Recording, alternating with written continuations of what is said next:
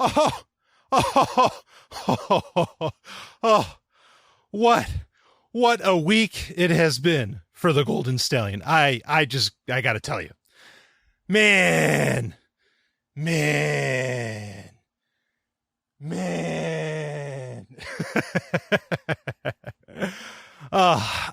It's been a little bit of a whirlwind. I have been asked this week to be on so many shows, and there's more coming that I'm going to be on. Not everything has to do with, with what we're going to talk about in this episode.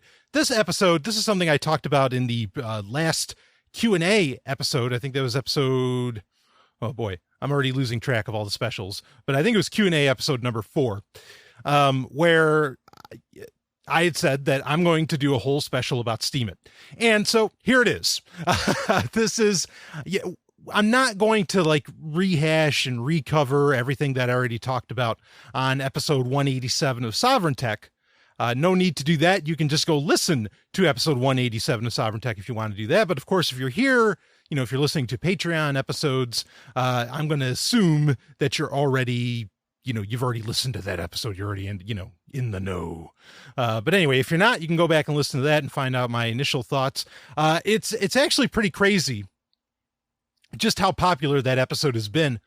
I'm just, I'll be honest with, my Patreon listeners here, not that I'm not ever dishonest, but I will be forthright with you in that, I didn't think it was one of my, it was early in the morning I recorded. I didn't really think it was one of my best, but yeah, people are listening to it. And if they feel that it affirms a lot of what they're feeling, about Steemit itself.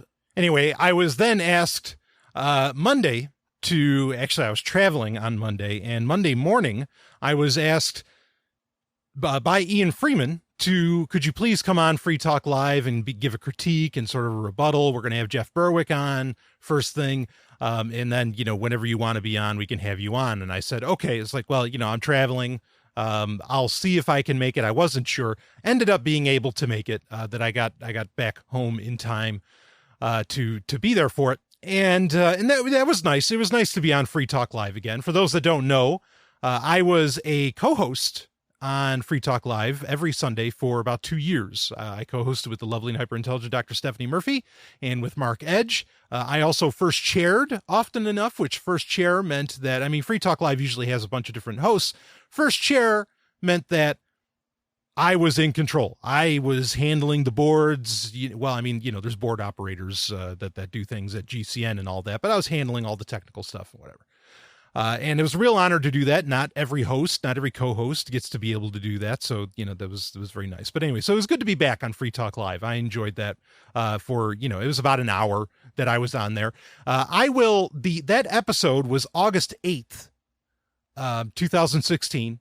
We're going to go to that audio later on in the show, and you can listen to what I had to say there, just so that it's, in the Sovereign Tech library. I kind of put it together. I will also include I'll include this here. We'll open up with this first, because on the Freedom Fiends, they also mentioned me, and they talked about Steemit for a little bit, and they had some interesting points. There were further episodes after the date of the one. I think the Freedom Fiends episode where it was brought up would have been 8/7 for Freedom Fiends, and in that it was only towards the end that they talked about it, but they mentioned me anyway there, and they quoted at least one thing that I said, I think, and it was nice of them to say, yeah, I like Brian Sovereign, he's a good guy. And I really appreciate that. So, but they brought up some interesting points in that I think are also worthy of discussion. So I'm going to cut to that right now. And then I have another, there was a rebuttal article to episode 187 of Sovereign Tech. As soon as we come back from the audio of the Freedom Fiends, I'm going to address part of what they said, and then I'm going to get into the rebuttal article, and I will rebut the rebuttal. So anyway, let's go off to Dreamland for a second here to Fiendland, to the Freedom Fiends, and then I'll be right back after that. So we're going to talk about Steemit. What is Steemit? It sounds like a nickname for taking a dump in the woods in a cold day, but You're not going to laugh at that? Come on, lady. Come on, lady, laugh track. That's funny. That was crude. That was funny. I was slightly Steemit. distracted for a second. So why? What are you looking? You're downloading Crazy Cats. What is it? Crypto Cats? What was it? Cookie Cats. Cookie Cats. Yeah. Okay. No, I was actually looking for more information on of what Brian Sauber has to say about Steemit. So, okay, well, I'm trying to throw to you guys, and I know what it is, and you don't. So I'm going to. Hey, Michael, do you know what it is? What's Steemit? Sort of. Okay, Sort of. Steemit is a mixture of a social network and a cryptocurrency where you earn money, quote unquote, and cryptocurrency. Not that, cryptocurrencies aren't money, but this one hasn't proven to be worth. It's complicated. But basically, you blog and people click like on it and you get money. And this has been tried before with money instead of cryptocurrency. And several companies with like funding, a lot of funding, have tried to do this. Like a Facebook where you get paid, a couple pennies every time someone clicks. It's never worked. It's a business model that does not work. But this is supposed to work, and there's people hyping it in a way that makes me suspicious. I'm going to say, we're going to talk more about this in the next segment. I'm not going to say it's a scam. I don't know that it's a scam. I don't know that it's a Ponzi scheme. I know that it kind of has some indicators of that. I know that some people who have deep understanding of the cryptocurrency world are saying it's that. And, it seemed to work for Jeff Berwick. Yeah. Well, I have a theory that Jeff Berwick is a silent partner in this. He claims he heard of it 3 days ago and is making all this money blogging on it. I think he's a silent partner in it. That's my theory. And tomorrow, when he's on Free Talk Live, somebody should call. I'm not talking to the guy. The guy owes me money, too. And so possibly does someone else that's involved with this. But we'll talk about that more later. But somebody should call in Free Talk Live tomorrow and if not, ask him about, is he really selling fake passports or whatever? Like, there's a theory. We'll talk about it more when we're back. But call in and ask him. I want him on record. I want him to say whether or not he is a partner in Steemit and Steam. I think he is, and I think he's pretending not to be.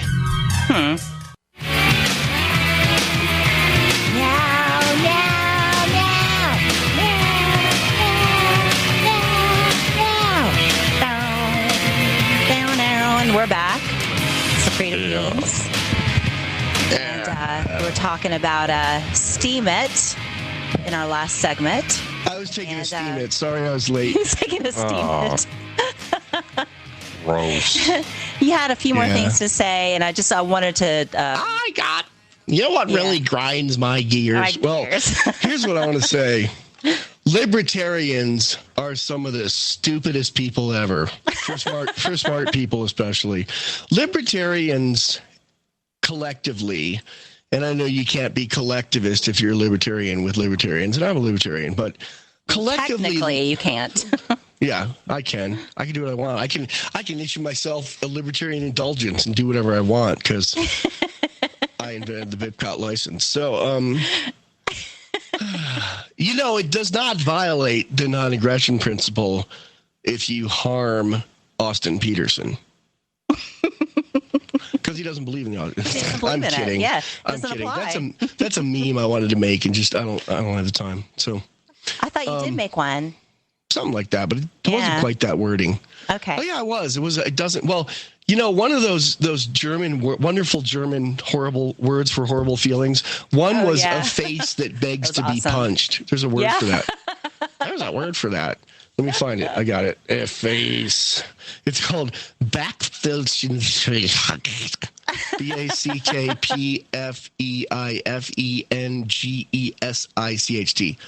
Backfeifengesicht. A face that cries out for fishnets. Yeah, I saw that, and I can't remember a lot of them, but yeah, a lot of them were so you know what I think? You know what I think? Jeff Berwick has more than that, though. I don't think he cries out to be punched. I think he has Weinschmidt. What was it? No, What was Fremdschmermen, the almost horror you feel when you notice that somebody is oblivious to how embarrassing they truly are. That's Jeff Berwick. So that's kind of mean, but I laughed anyway. I can't help it. The guy owes me money, and he forgot he hired me. Here's the thing, okay? I think he's involved with this and is pretending not to be, because he's like the sudden poster boy. Jeff Berwick wrote an article and made a bunch of money. He's not the only one, though. I know. Who else is it? Anyone you've heard of? Yeah, but he made the most impressive amount of money, though. He made like $14,000 or something. Oh, a bunch of people. Put it this way: Ian Freeman has written an article a day for a week. And he's only done one that cracked $1. And you don't get the dollar for, it's in digital chit, that you get later. Here's the other thing. So you only got part of it. This thing is run by Daniel Larimers of BitShares. I did some work for BitShares. Do you remember when I interviewed him? It's been a long time ago. On this show, right? Or on Michael Dean After Dark, wasn't it? It was way back. It was at the Cryptolina thing, Bitcoin thing in North Carolina. Yep. Yeah, and he runs BitShares. I did some work for BitShares, and I think they still owe me $100 too. I remembered this the other day when I found out he's now worth $235 million. I was like, hey, maybe he can pay me now that $100 he owes me. When I asked Jeff Berwick for the money he owed me, the $600, I did a bunch of work for him. I've talked about this a million times in this show, but in case you haven't heard every show, I did a bunch of work for the guy, improving his audio. His audio used to suck. Now it's pretty darn good. I built that. I charged him $75 an hour. The total was $600. When I went to bill him for it, he went, I thought you were just doing that out of the goodness of your heart. And I went back and forwarded him I spent 3 hours forwarding him the emails and finding where on the podcast he said he agreed that I hired him. And he finally, begrudgingly paid me 2/3 of what he owed me. And I was like, yeah, effing millionaires never pay their bills. I said that to him, which is it's kind of a joke. It's a line from Repo Man, that old movie. Not Repo Men, but the old movie. Great movie. Yeah. That my friend Olivia Barish is in. She plays the female lead opposite Otto, played by, what's his name? Estevez. Estevez, Emilio Estevez. Yeah. So... These people. Well, I just want to. So when I asked him when I said effing millionaires never pay their bills, Jeff Berwick said to me, "I'm not rich. I'm practically broke. Everyone thinks I'm rich." Now he makes his living making people think he's rich. So maybe he's not fraudulent, but he's talking when people invite him as an economic expert and introduce him as a millionaire, he smiles and waves at the clapping, yes, yes, yes. He told me he's broke. So something's funny there. So maybe he's making some money off of Steemit then. Who knows? Yeah. I mean, put it this way. He's not that much more famous than Ian Freeman. How come Ian Freeman's only made $1 in 7 articles and Jeff Berwick's made 6 figures or 5 figures? That's fishy. I know. It's fishy. I love what Brian Sovereign says. It's so Say when we get back. Hang on when we get back. When we get back. Okay. Worms. We're so excited to be on radio. I love it. Freedom Fiends with Michael Dean. This is what radio sounds like now.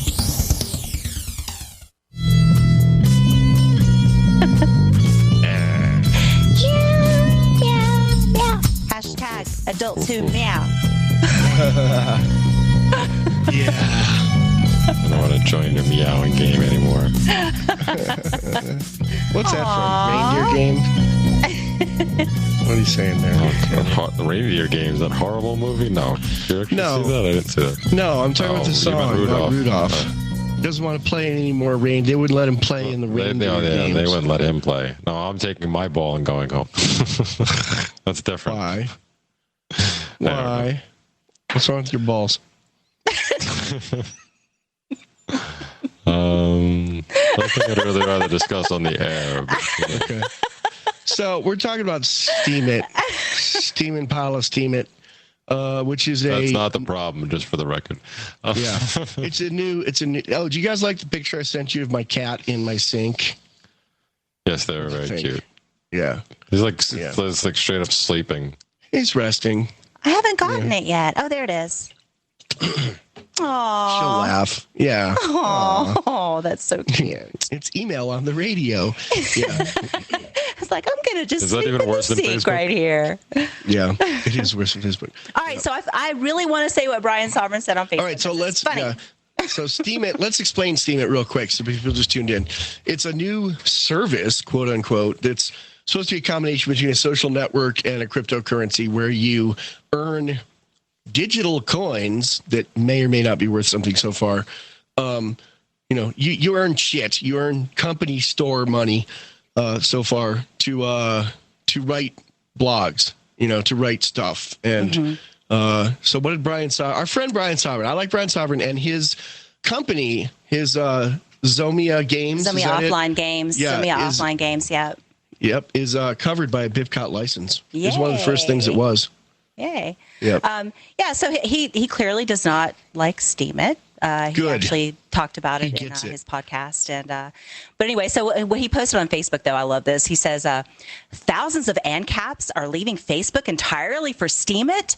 Wait, you mean my newsfeed might become tolerable to look at again? What have I been saying? Tolerable. Yeah. I love Steemit. Yes, all of you go there.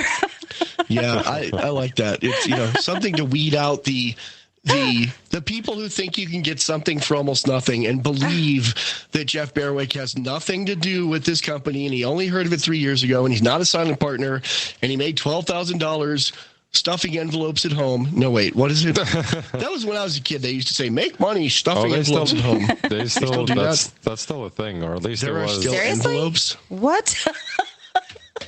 It's not make money spamming people for politicians. I'm sure that's more popular, but at the very least, maybe a little more than 10 years ago, it was definitely still a thing. Because before I started my company, when I was still looking for other work, I would still see that in the local papers and the local flyers they put out with job listings. And those were scams, right? It was like you had to pay money for the starter kit to do it or something. Right. Most of them, yeah. Okay, I'm not saying that Steemit is the blockchain version of make money stuffing envelopes at home, but it feels like it. And so BitShares, this other thing that Daniel Larimer started, is I kind of worked for a minute for them. I did some copy editing, some writing, and some audio production for them. And they paid me like it was just like a few hours work, like 5 hours work or something. It was like $200, and they I don't know, I gave them a discount. It was like they paid me like $100 of it in Bitcoin, and they said they'd keep track of the shit. We've created this thing that'll be worth money someday, and I can't remember if they paid me out. I don't think they did. I think I went, I think they said, we'll pay you $200 now in Bitcoin or $100 now in Bitcoin, and the rest in, basically a tiny bit of stock in the company that may be worthless or may be worth a lot someday. And I said, I'll do half and half, and I know for a fact that Berwick owes me money and he never paid me, and he's a prick. And I get ashamed for him because he's so ridiculous. And people, I can't believe libertarians are stupid. Like this guy, there are like 30 people out there who say he stole $7 million from us. Like, each person put in their 20,000, 30,000, 50,000 life savings for a libertarian paradise in a socialist country in South America. There were three business partners in it. The money disappeared. All three of the partners hate each other now and point at the other guy and say he has your money. Even if he didn't steal the money, he's a bad businessman for doing that. So shame someone once, but it's that Steve Albini thing of, would you rather learn from someone else being horribly burned in a fire, or do you have to wait until Jeff Berwick horribly burns you in a fire? So he is I consider him a bad man. I'll just say that. You're a bad man. You're a bad man. Bad man in the dirt. Yeah, that's him. But that was what a friend of mine said to her kids when they went over and tried to talk to a grubby, like filthy drug addict, homeless person, because kids will just talk to anybody. And my friend was like, pulled her kids back and was like, bad man in the dirt. Stay away from the bad man in the dirt. Oh my goodness. Because he was sitting on the ground. Jeff Berwick's a bad man in the dirt. Daniel Larimer, I'm not so sure about. He might be on the level, but this Steemit thing seems like a scam. His other thing, Okay, of the top 750 or so cryptocurrencies, there's a list. You can Google cryptocurrency market capitalizations, and that's how much active money there is out there of the cryptocurrency based on what you can go sell one coin for right now and get actual money. It can't be like projection. And of course, if everybody sold all the money in any system, it would collapse, even in Bitcoin, which is the strongest and first one. But so the Bitcoin market cap, all the coins together are worth $9.3 billion. Wow. Ethereum, which is the second one, is worth $906 million. Ethereum just got horribly hacked. And this is a new, it's not even, it's not on the blockchain of Bitcoin. It's like its own blockchains plus other blockchains of its own. It's more than a cryptocurrency. It's like a contracting system.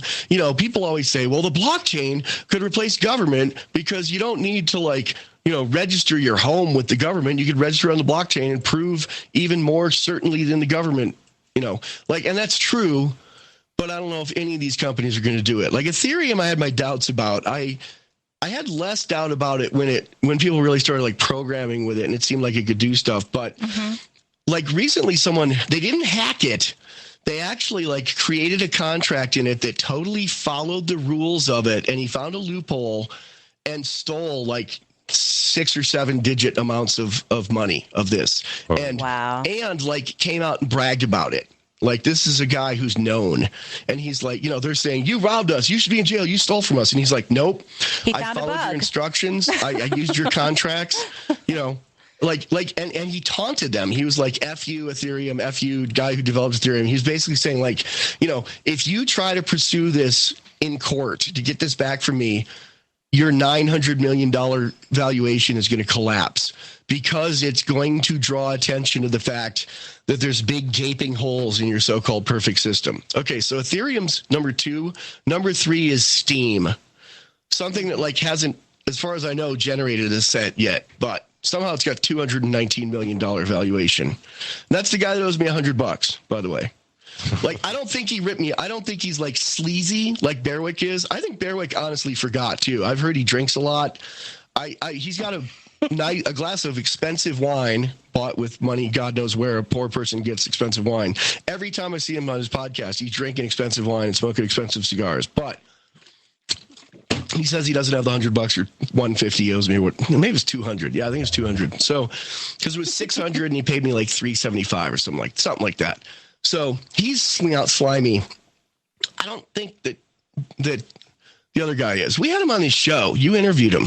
Remember? Yes. Mm-hmm. Yeah. I did. Yeah, Daniel Larimer from BitShares. And I believed in BitShares until it got more and more complicated to the point where I'm a smart person and I couldn't understand it. And some people could say, well, yeah, it's for people smarter than you. But not that big of a percentage of people are smarter than me. And Jeff Bearwick is dumb. Nima Gadadi met him in person and said, that guy's dumb. He's really stupid, literally. Goodness. Yeah. But that's funny. Yeah. So I want someone to call into Free Talk Live tomorrow and ask Bearwick to his face. Get him on record. I want someone to ask him. I'm not going to do it. I'm never going to speak to him again. He's an SOB and he stinks. And he does stink. He smells like cheap cologne and bad clove cigarettes. It's cheesy. So I want someone to call in Free Talk Live and ask him, what is your involvement with Steem and Steemit?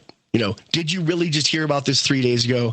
Are you really just a client, or are you one of these secretly I'm not just a client, I co-own the company?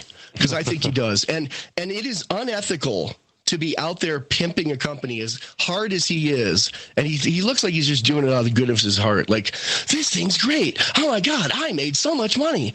And it's unethical to do that with a company you're a partner in without disclosing it. That's ethics 101. You guys know about that, right? Well, sure. Yeah. Whenever a technology writer, they have to say when they're reviewing a Microsoft product, they have to say, by the way, I'm a shareholder in Microsoft or whatever, even if it's a tiny amount of shares, which I think he's a major shareholder in this somehow. It's my guess. I don't know about all that. Like I said, I know a bunch of my other friends all claim to have racked up $1,500 or more in the first imaginary day. Money. Yeah, like I said, I haven't looked that far into it. I know my buddy Dave insisted on setting one up for the Seeds of Liberty. He's posting my stuff for me, so I don't really care. He's just posting like my memes right. there. Okay, really here's the thing too. Like when I say that Daniel Larimer's company, that he personally, I think he owes me $100, but I'm not sure. Mm-hmm. They don't have a record of whether they owe me the $100 or not. Like it kind of, maybe it should be on me, but I think it should be on them. Really, like what kind of company doesn't remember what they owe you? And that's kind of like my theory with people like Bearwick for sure are like how people are with small amounts of money and small amounts of responsibility is exactly how they're going to be with large amounts of other people's money. That's my theory. So he's got a list. I'm looking at his page right now, and he's got a list of people. Jeff Berwick's page, right.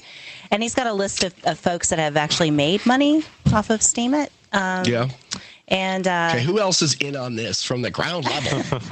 Yeah, he says I've had a few people say Steemit is a scam or a Ponzi scheme. I should point out people said that to me about Bitcoin since 2011 and recently began to quiet down. That's true, but that's the argument of every scam coin out there too. Yeah.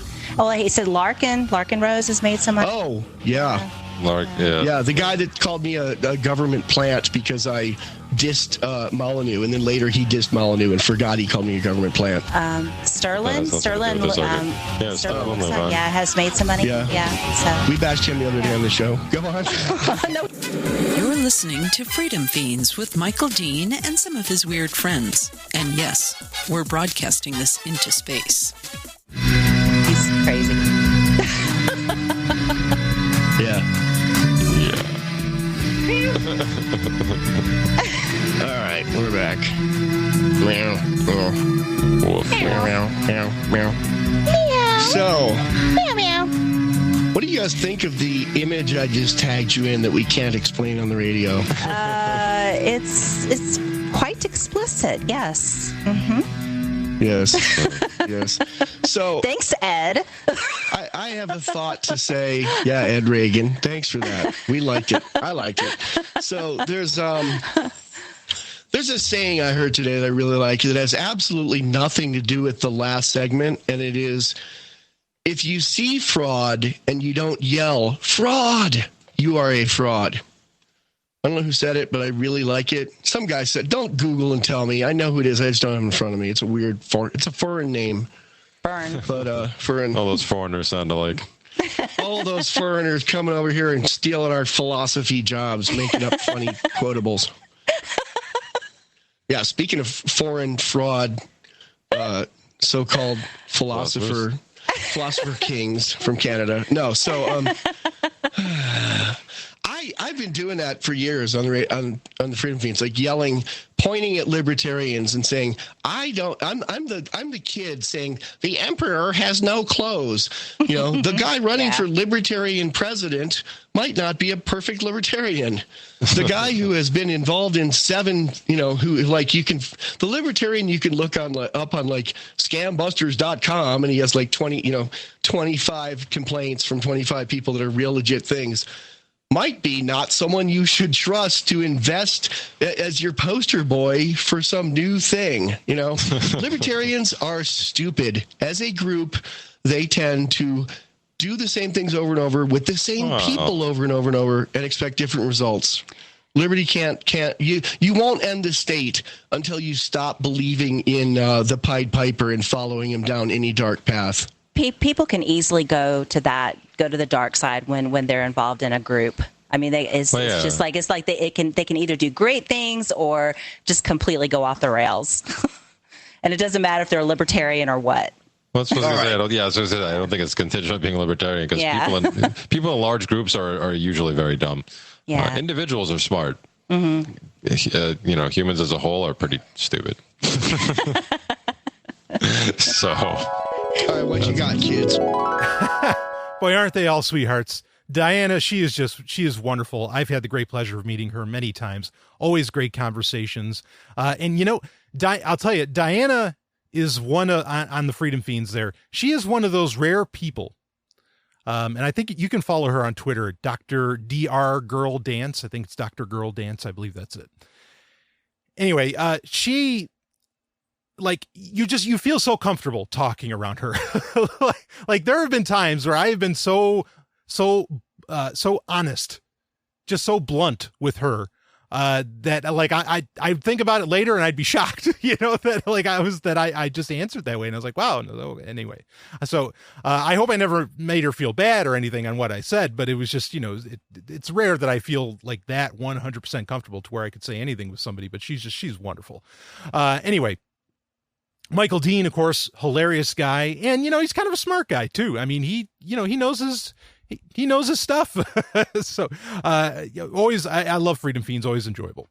Anyway, so let's get into the rebuttal. I'm going to do this rebuttal, then I'm going to rebut the rebuttal, then I'm going to come back, or then I'll give you some intro into the Free Talk Live segment that I was on, and there won't be commercials, so it doesn't take an hour. And after that time frame, then I'll close out the show for you here. But let me pull up the rebuttal here, and I mean, just to understand, this was done by Freedom Engineer. This was posted 6 days ago, and I am recording this and releasing this on August 12th, 2016. So this is 6 days previous, by Freedom Engineer, who I know who Freedom Engineer is, and I am proud to say I know this gentleman. And he is actually a really great guy. I have tons and tons of respect for him. He is obviously very pro Steam, as you will see while we read this. And he even, kind of gave me a warning saying, hey, be careful, if you're going to, because I had really revealed the title of my episode 187 every episode comes out on Saturday, right? I revealed it on Friday, the day before, and he saw the title. He said, whoa, be careful. You might alienate a whole ton of, anarcho-capitalists or ANCAPs. And well, I mean, I'm not an ANCAP. So to some degree, I don't care. And in fact, honestly, I've gotten feedback from people, and I don't, please, this isn't meant as a boast, but I've gotten feedback from people that have said, I wouldn't care if you weren't an anarchist. I'd still listen to Sovereign Tech. Okay. So obviously, the joy of the show, what people get out of the show leaps ideologies, which maybe we need to leap ideologies anyway in various ways, but that's another subject for another time. So anyway, I wasn't concerned about that, and I told him, I said, look, with all due respect, I appreciate you letting me know that, but I told him, and this is all on Twitter, you can see it, and I said to him that this is a wave I just can't ride, with Steemit.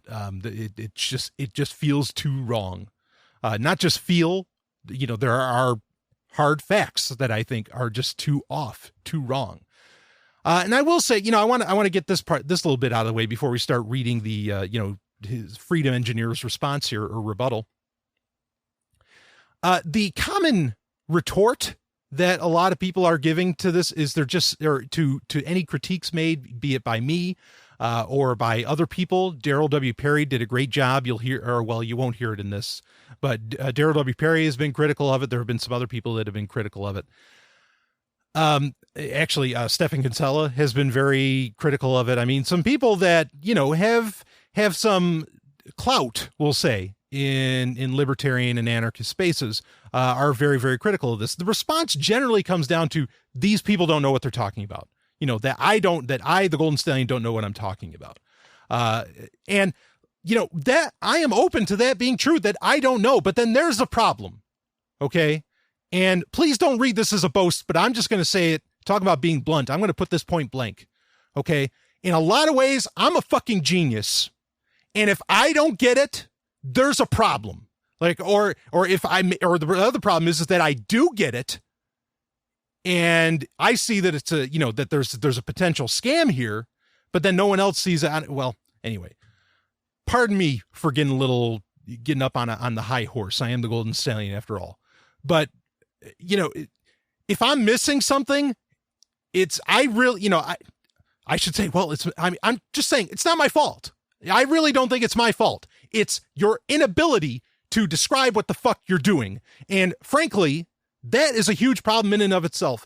Anytime something is complex, at least so many things are complex. Of course, physics is complex. A lot of this stuff's complex. I understand that. But if you cannot, demonstrate, or if you cannot explain in very simple terms, even complex subjects, then I got to wonder what the hell's going on there. You need to be able to do that.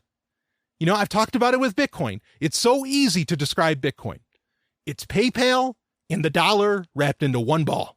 That's it. It's the transmitter and the money at the same time. That is what Bitcoin is. And that's generally what people need to understand about that. You know, I mean, and then if you want to talk about how it's not on servers, it's peer to peer. Okay. There you go. You can go from that. I don't think there's any, you know, simple way of describing, Steemit like that. I don't think you can do it in a couple sentences. You could say it's blockchainized social media. Okay. But the immediate answer to that is, well, why? You know, as to where if you say, I want money and the transmitter in one system, I think a lot of people would say, well, that's fucking valuable. As to where I don't think people would say the same thing, you know, about a blockchainized social media system. It's like, well, so what? You know, I mean, in fact, a lot of, you got to be careful how you throw around the term rationality. But I think a lot of people that have their ducks in a row, we'll put it that way, hate social media, don't want social media whatsoever for anything. Maybe they're onto something there. Anyway, I think I got lost in my where I was even wanting to go with that. Oh, I was just addressing that, like the idea that I don't understand it. Maybe that's true. Maybe I'm missing something, but nobody is out there laying out the simple 1 or 2 sentence explanation of what this is. And the explanation, when you say what it is, maybe you could come up with a 2-sentence explanation for what it is, but within that 2-sentence explanation, it needs to explain why you want that as well. Okay, if I'm going to give you a couple sentences, you should be able to tell me why people would want that, or it needs to reflect the desire for it. And I don't think that can be done. I could be wrong, but I don't think that could be that can be done. And I get worried. I'll say it straight up. I get really worried. People, and I've had other people email me, a lot of Sovereign Tech listeners, a lot of sweaties getting in touch with me, saying that they were at various festivals, including the Jackalope Festival, which is often affectionately called Jackfest, which I love. I think it's in northern Arizona or whatever. It's a Liberty Festival, kind of like Pork Fest, and that's fine and dandy. I've never been to it, but I think that's cool that it exists. And they said there was like this one guy that like every second, he was just constantly talking about Steemit, like it was faith or religion. And I get worried when things get like that, when people get to the point to where, and it's worse than fanboyism. It's far beyond fanboyism. Like, it's a zealotry that comes up. And I mean, I don't even want that with Bitcoin. Because you got to understand, all these things that we're talking about, any technology that we talk about, anything that we do, they're processes. Okay, they're tools. They're tools that perhaps enable a process or something that, hopefully allows for humans to have more choice and options in their lives, which should be the goal of everything, in my opinion. But understand that they are just processes and tools. What really matters at the end of the day is the individual. No matter what, the individual stands above any ideology, any philosophy, anything. The individual is the top of the heap. So anyway, when you get people that like start believing in something kind of greater than themselves, which, that's a colloquialism, you need to believe in something greater than yourself. No, there's nothing greater than you. There's nothing greater than the individual. There's nothing greater. Okay. There's nothing more important. So I get a little worried when people get very, very overzealous, when they fall into zealotry over technology. I mean, and I've done it too. Being honest, it's happened to me. I've been to the point because, when you become a zealot for something, when you become overzealous for something, you start to, I gotta be careful with zealot because that could have a violent connotation. I don't mean it that way. But you begin to make excuses for whatever it is you're very excited about. And we can't have that. Okay. When something's fucked up, when something's not right, when something is potentially fraud or whatever, that needs to be brought up, and that needs to be accepted, and either action needs to be taken or, just be honest and say, well, I understand that and I'm going forward.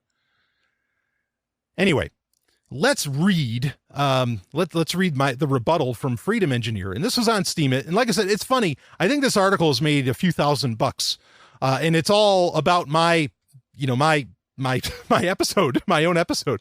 And so whatever. I mean, that really raises, and you probably heard me talk about this on Free Talk Live, but for me, that raises really the number one issue. I promise I will read this thing. It raises the number one issue for me with Steemit, is that with Bitcoin, actually, if you listen to this week's Sex and Science Hour, you'll probably have heard me talk about this too during the after show. But, for years with Sovereign Tech, I have made multiple avenues available to donate to the show. Okay. US dollar, PayPal, Bitcoin. I used to accept Blackcoin. I used to accept, Litecoin. I used to accept Namecoin, NXT. I mean, I'm not just a one-trick pony. I'm not some kind of Bitcoin maximalist by any means, because that's sort of a critique that'll come up. We'll talk about that in this article. Not by the author, perhaps, but by others. I've made so many ways available to. I have a change tip address. There's pro tip. There's all these different things that I make available. Now, of course, there's Patreon, and thank you for being a Patreon subscriber since you're listening to this. And so, and also, within that, okay, step back. So I've made all those avenues available.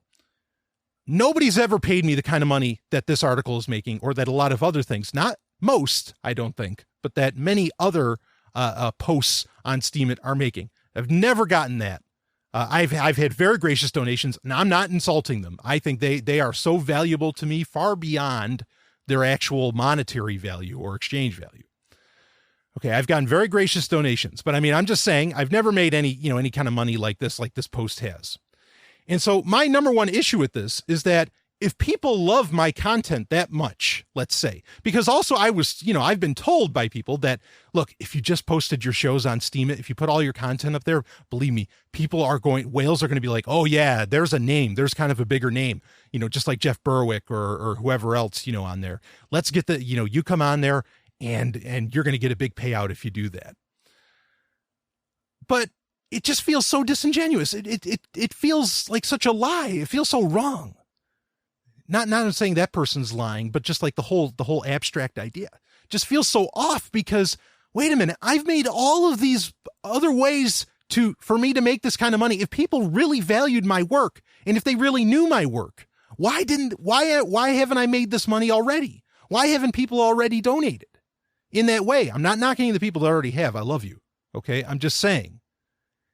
So the only conclusion I can come to is that my content sucks, which I don't think it does. And I hear from a lot of other people that it doesn't. So I assume that it doesn't.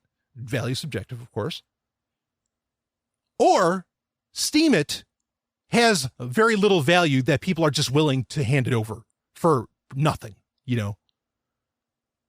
Though that's the only two possibilities that I can consider here. And I don't buy, I think people want to respond to that, and they want to say, well, that's because Steemit, puts it all into one platform, makes it all very easy. That's horseshit. You know what? That's not horseshit. That's true that yes, it's all in one platform, and maybe it's a lot easier to do it. You have less clicks you have to go through, whatever. Okay. I disagree. I think that there have been systems. Well, here's my point. I've been going to cryptocurrency, blockchain, Bitcoin conferences for years, and every single one for years since the very first one has always talked about micropayments, which that is the glory of Steem, as I am told, is that it's all about the micropayments. Okay. So then everybody that's been talking about micropayments for 4 years must be full of shit, because apparently Steemit's the only one that ever got it right. No, I don't buy that. I know that I mentioned change tip, and I'm not saying that those systems are great or whatever. I'm not backing them. Okay. I'm just saying that they're there. I've made a lot of them available. One of the beauties of Bitcoin itself was continual micropayments, the ability to even do micropayments, down to the smallest Satoshi, right? So I think that argument's crap that it's because of the platform. No fucking way. No, it's because people know. They started out and they were given Steam dollars or Steam power or whatever. There's like 3 currencies in there for free. And so they don't give a shit because they hold no value in it or what? Well, I mean, but then, so if they don't value the currency at the end of the day, still, I don't feel like you're valuing what I do. I guess it's just all very odd. And not that people need to donate to me. I'm not saying that. Okay. It's fine. You know, the bulk of the people, the thousands and thousands and thousands. I mean, we're talking, on average, you know, I'm into the 5 digits now as far as listeners go. As far as those people, you know, they none of them really, you know, they don't donate or pay. That's fine.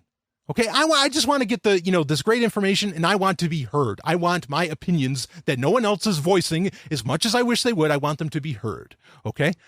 So, you know, that's all right. I don't mind that people aren't donating, but I'm just saying that if you're willing to donate to me in Steam, but you were never willing to donate to me in Bitcoin or USD, I question how you value Steam. And I think you value it low, or I question how you value me. And in that case, I mean, if you don't really like my work, I don't want your fucking money. Then you are lying to me. So right out of the gate, I think that logic alone, okay, thinking out that whole process alone, I think is enough to show Steam as the sham, not scam, but the sham for what it is. That it is of low value. Anyway, not just low value, but I mean, you know, effectively no value.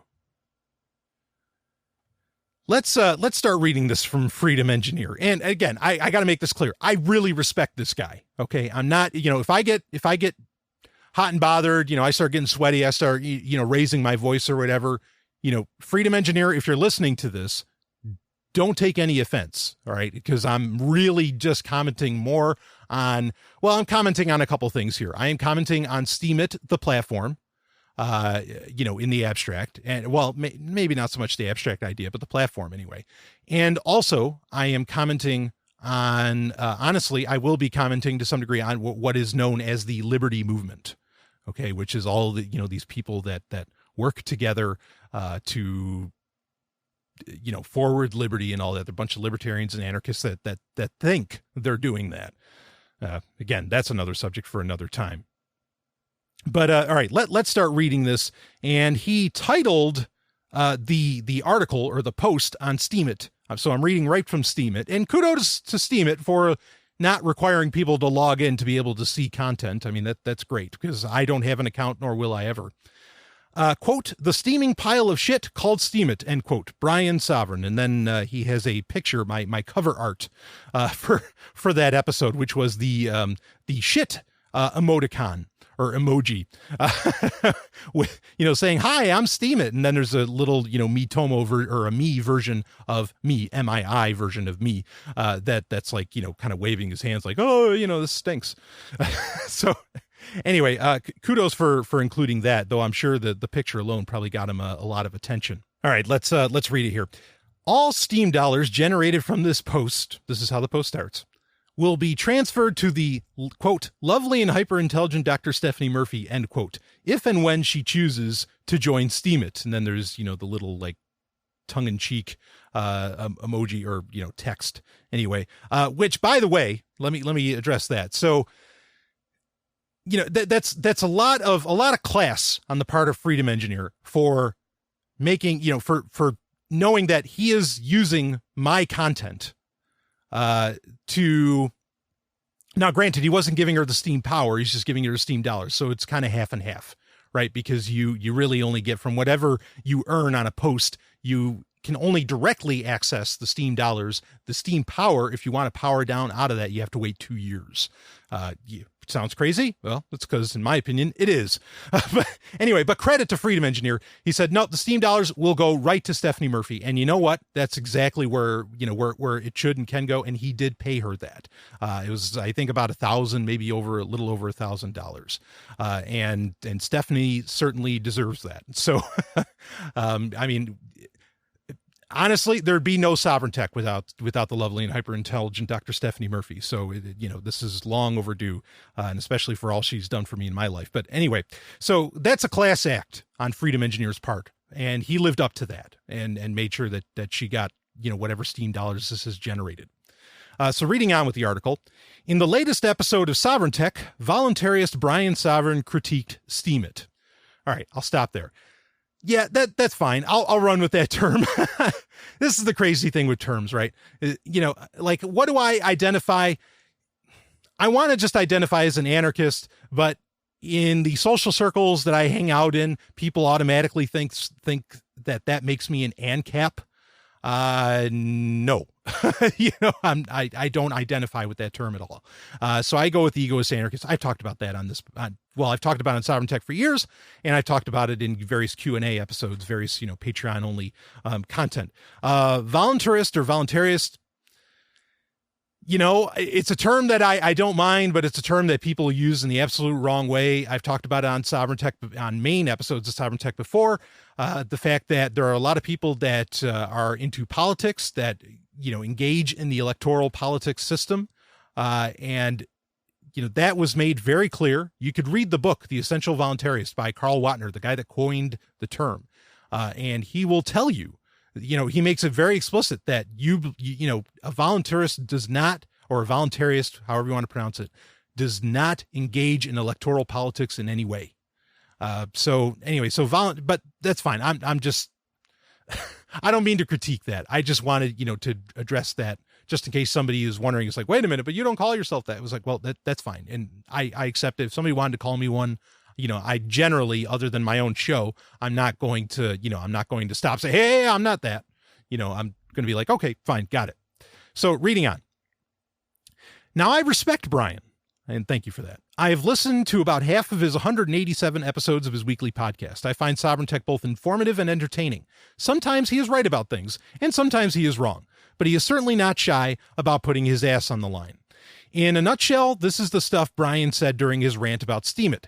Some is paraphrased, most is verbatim. And he says, my responses are in brackets. Here is the link to the show so you can listen for yourself. Thank you for doing that. That's probably part of the reason, Stallion breaking in, that's probably part of the reason why episode 187 has been exceptionally popular. Thousands and thousands and thousands of downloads. It's it's really something. So let's read on here. Quote, Dan's ideas, this is me referencing Dan Larimer, Dan's ideas depend on people being virtuous, end quote. And here is Freedom Engineer's response. Most people are naturally good and will act good in a free society. Steemit is a free society. Okay.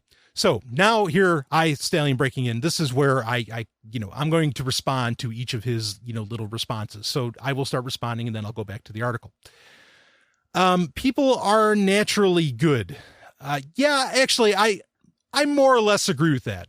But while people are naturally good, and I guess I said, that people would be virtuous. I think there's people involved in this whole thing that are not. Yeah, people are naturally good, but there are a lot of people that are very fucked up.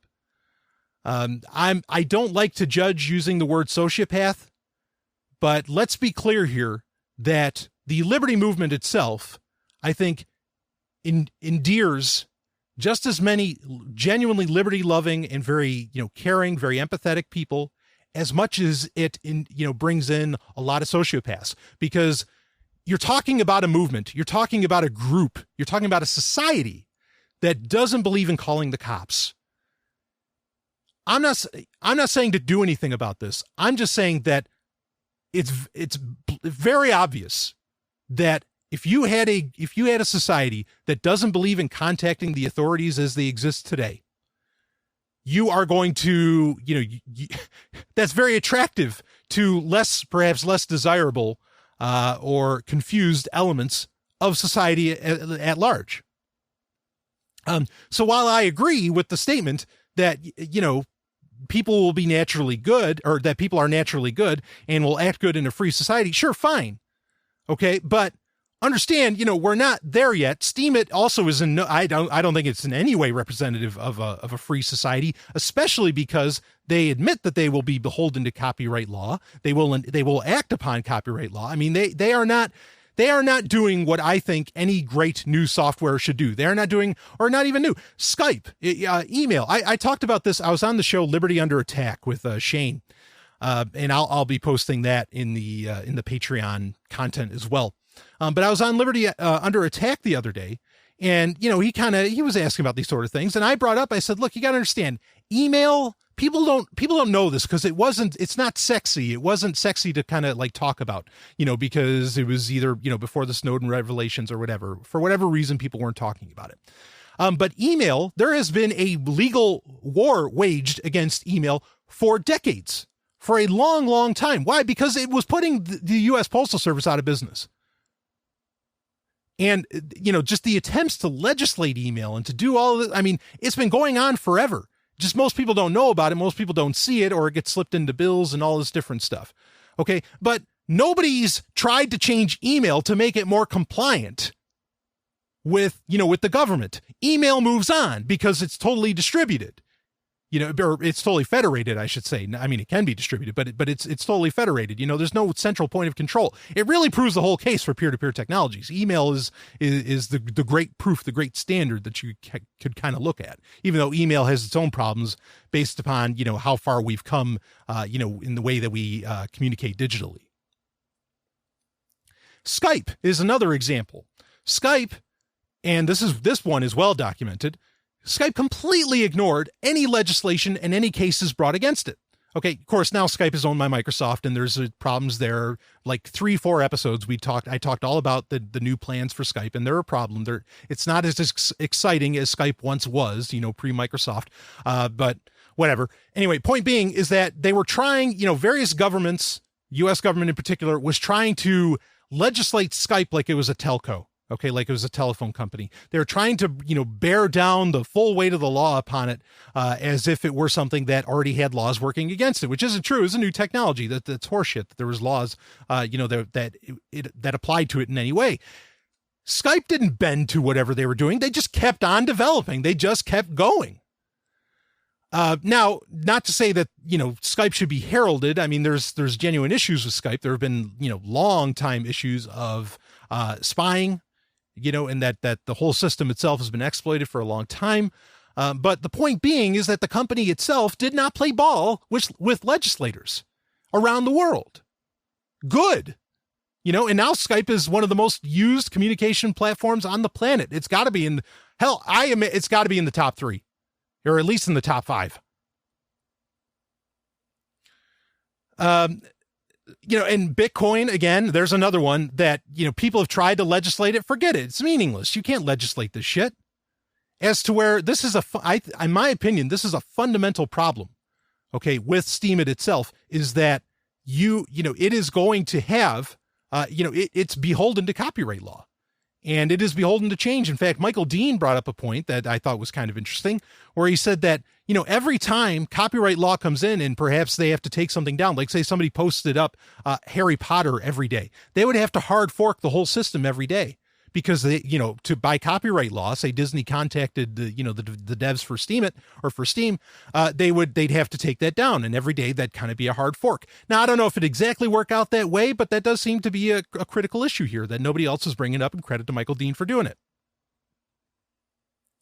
So there's a problem there, and yeah. So again, my point in saying all that is that Steemit is not a free society. Bitcoin is kind of a free society, especially when you add on things, when you add on various types of black markets,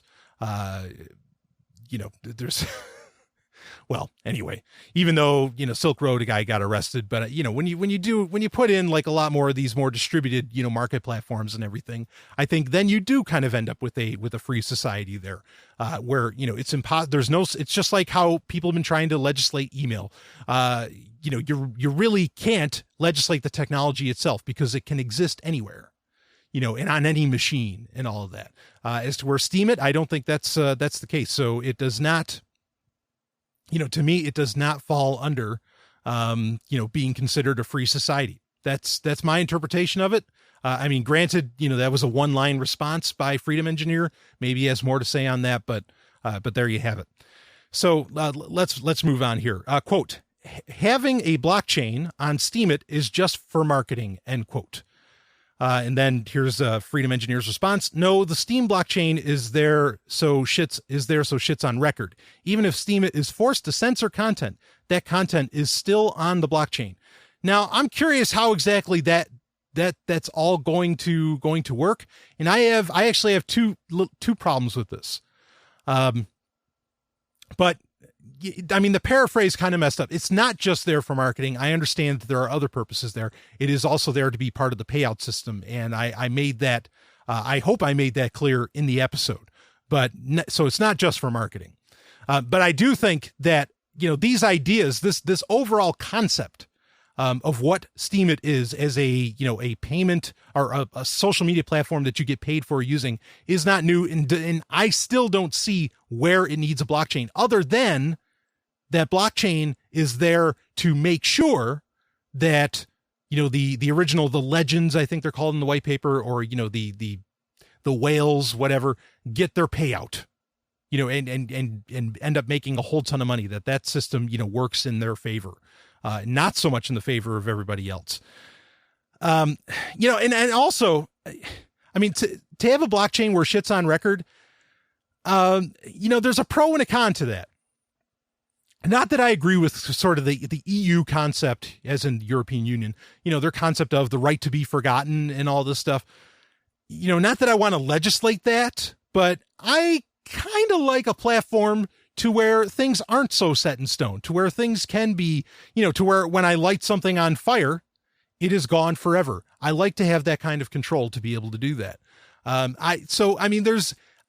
not saying there's anything wrong with what Steemit's doing as far as keeping everything on the blockchain. That's fine.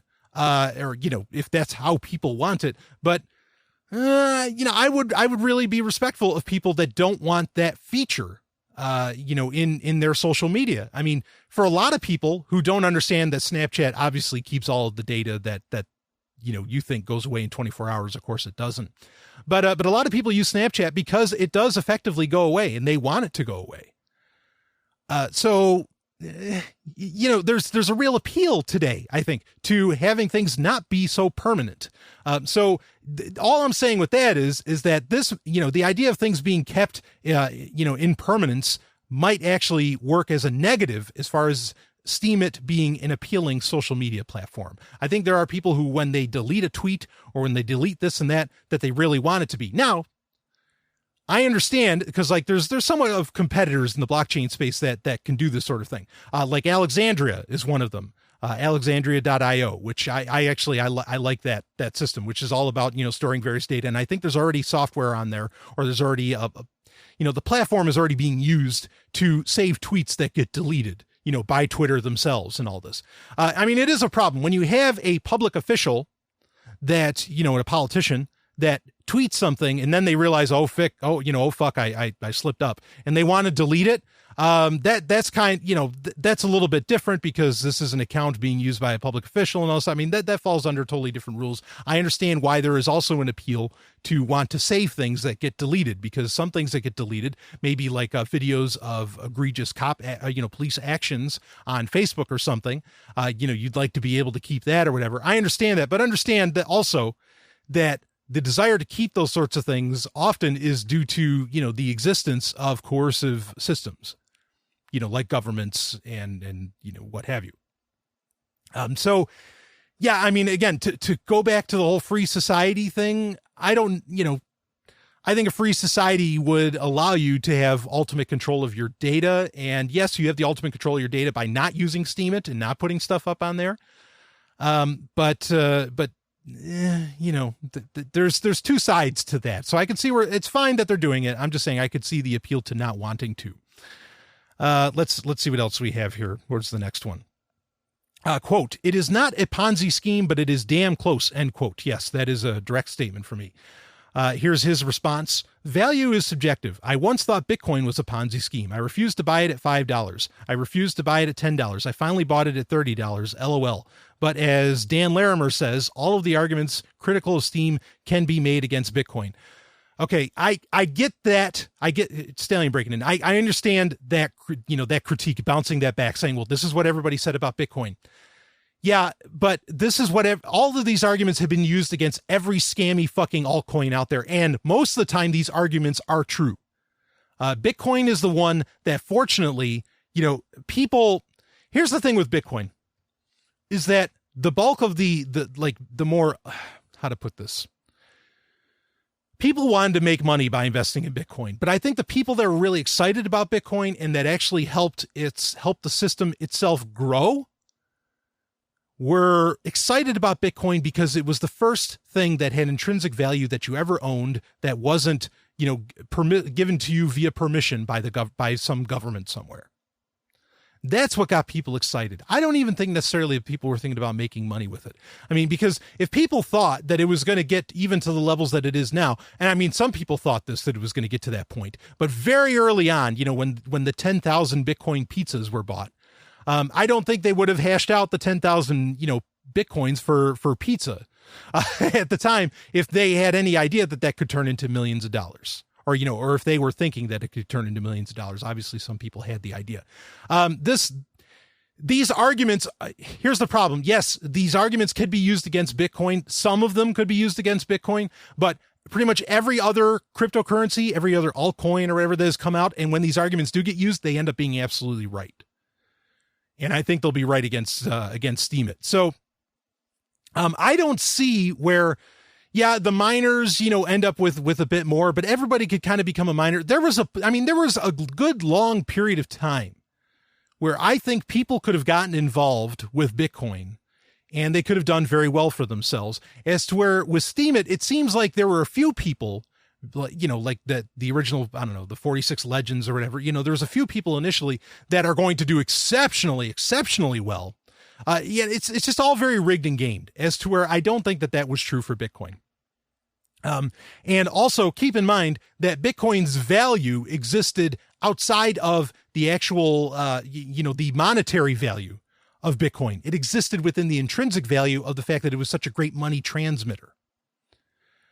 So that's why I think Bitcoin has stood the test of time, because it's the first, it was the first of its kind, and people see the value in the money transmission more so than in the value of Bitcoin.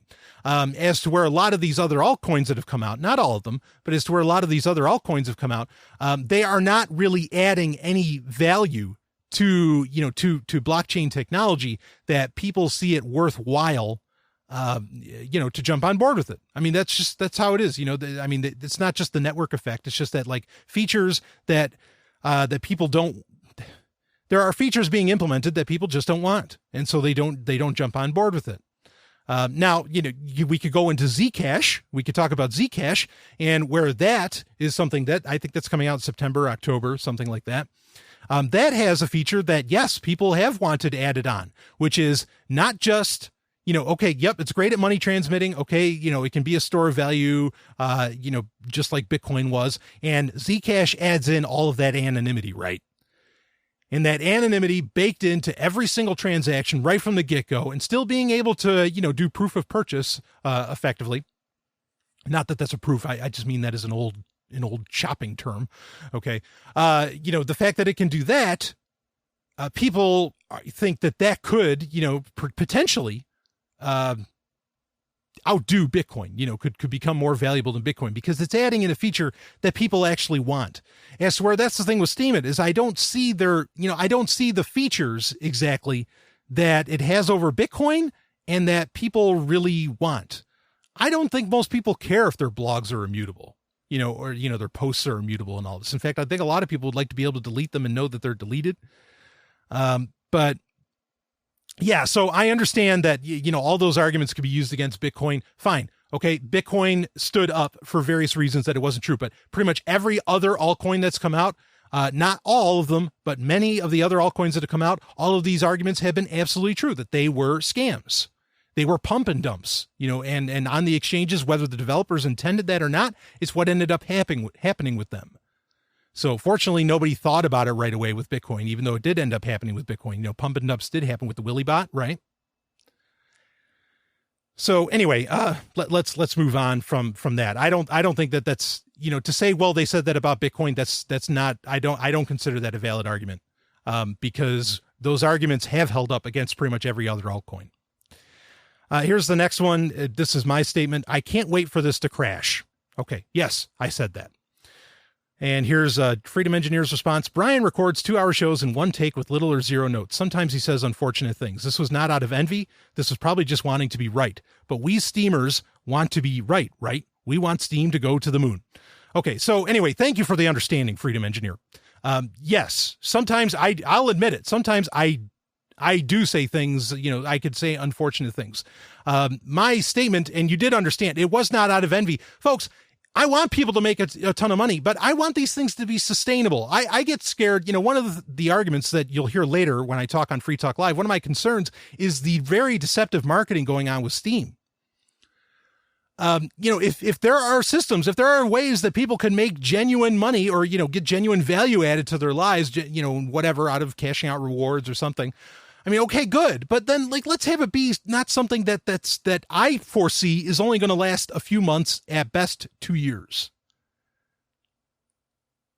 So, and also there's people involved in this whole thing that I just don't trust. I don't trust. And I'll tell you, I'll admit to you right here that I think there are people involved in Steemit. I'm not saying it's Dan Larimer. I'm not saying it's Freedom Engineer. That's for sure. I think there are people involved in it that are doing a pump and dump with it. Like that's their goal. Okay.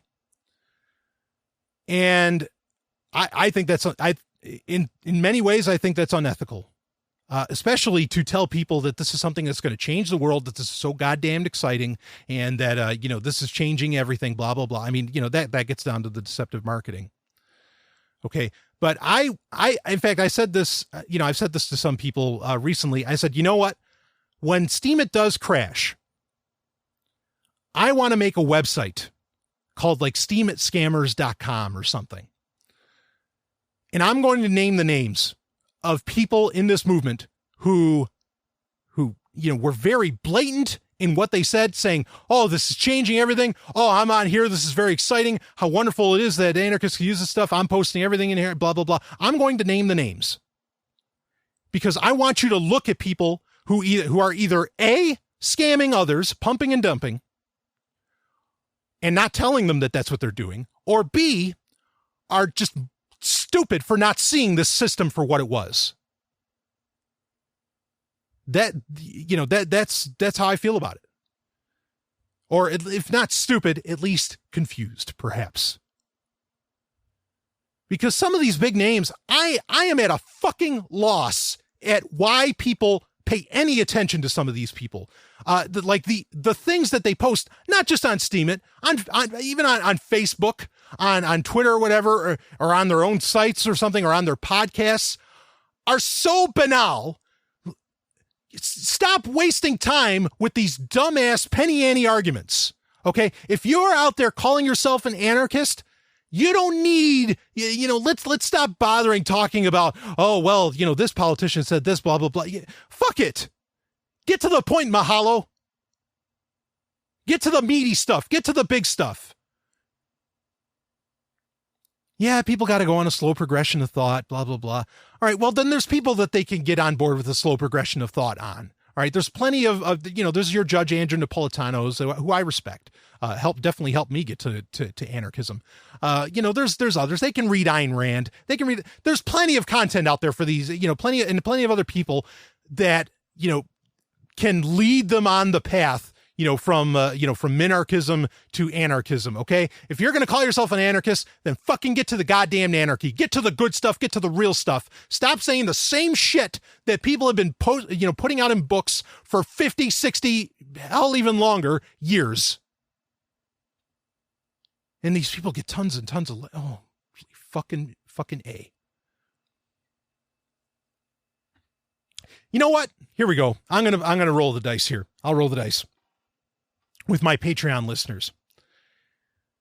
I want you to email me, message me, whatever. You want to do it in PGP? You want to use the contact form at zog.ninja? Contact.zog.ninja. So I don't know who you are. Fine, go ahead. I want you to tell me what is the appeal to the works of Sterling Lujan. I want you to tell me what exactly you're getting out of that. That's just one name. I could go on. I have a list. Tell me, what is the appeal there? Because I don't fucking get it. Anyway, so yes, I cannot wait for this to crash. And yes, actually, Freedom Engineer totally understood me, and he understands me very well that this is about me being right. Yeah, I want to be right because I see this as what I see this as being. I better be right, and it better crash fast so that people know what to look out for in the future and who to look out for, in my opinion. Reading on here, let's see. Quote, people are going to get Bangladeshi specials, end quote. Yes, that is a statement I made. Here's Freedom Engineer's response. Here, Brian means getting fake votes, but he does not know that it takes steam power and also a good reputation to make posts rise. I know that. I understand that you need steam power to be able to do it. My point is that I think there will be whales who will make their own little business out of, I mean, there's already been criticisms within Steemit about bots. I think that they're, and also, get this too, is that we're not just talking about within Steemit, and I wasn't just talking about within Steemit. Okay. The Bangladeshi specials, how are people finding out about Steemit in the first place? They're likely finding out about it through Twitter and Facebook. Okay. So they will get Bangladeshi specials outside of, outside of Steemit itself to promote what's within Steemit and to lure more people in. Kind of like the anglerfish, right? At the bottom of the sea with the, the little fish doesn't realize that this glowing dot isn't food. It's actually the antennae of something with a gigantic mouth ready to eat you. So I still think people are going to get Bangladeshi specials. And this is what I was saying. I didn't think episode 187 was one of my best. If I don't feel that I was, made everything perfectly clear of what I wanted to say. But I didn't expect it to be that big of a deal because I didn't expect this many people to be wondering, gee, is Steemit a scam or isn't it? I figured it was plain as day. Hey, wait a second. Some guy is making $15,000 off of 3 paragraphs and a picture. I figured that was enough. Well, let's read on here. My next statement, white paper is complicated. It feels like central planning, end quote. And here's Freedom Engineer's response. I got to admit that the same thought, central planning, popped into my head when I read the white paper. Thank you. But I guess it was planned in the same way that a game designer plans out his game's economy. I obviously liked the plan enough to join the experiment. So yeah, okay, good. I'm glad Freedom Engineer is saying, okay, yes, it did feel like central planning. And and you read that beauty, and I mean beauty not in a positive way. It does. But in planning a game's economy, I don't want to twist terms here, but it's like, well, that's because everybody's being gamed. Yeah, it's an accurate analogy or it's an apt analogy. But yeah, it's, no one's really dissuaded that on me, as far as it being centrally planned. And if this is just a game, okay, then let's talk about it in that way. Let's be really super clear in how we're describing what Steemit is, but people aren't being super clear. They're just saying, oh, fuck, I made $15,000. That's not being very clear in what's going on here. Talk to people, say, well, this is gambling. There is a ton of risk involved. That should be included in people's posts, but that's not what's happening. People in their posts are being flat out. They're just saying, I made this much money. And then they, please read it and upvote me. There's no discussion over the concerns. Not that everything has to have a disclaimer. Disclaimers, can get crazy. Okay. But I don't think you're being totally honest with people. I feel like there's a lot of half truths being used in marketing. But again, I also do think that this is central planning, and I think that that's a problem. I think trying to control, we've talked about the peg to the dollar, how it can only go within a penny variance. That's a genuine issue, and that to keep it that way, you're going to have somebody kind of in charge, and then you don't really have a free market at that point.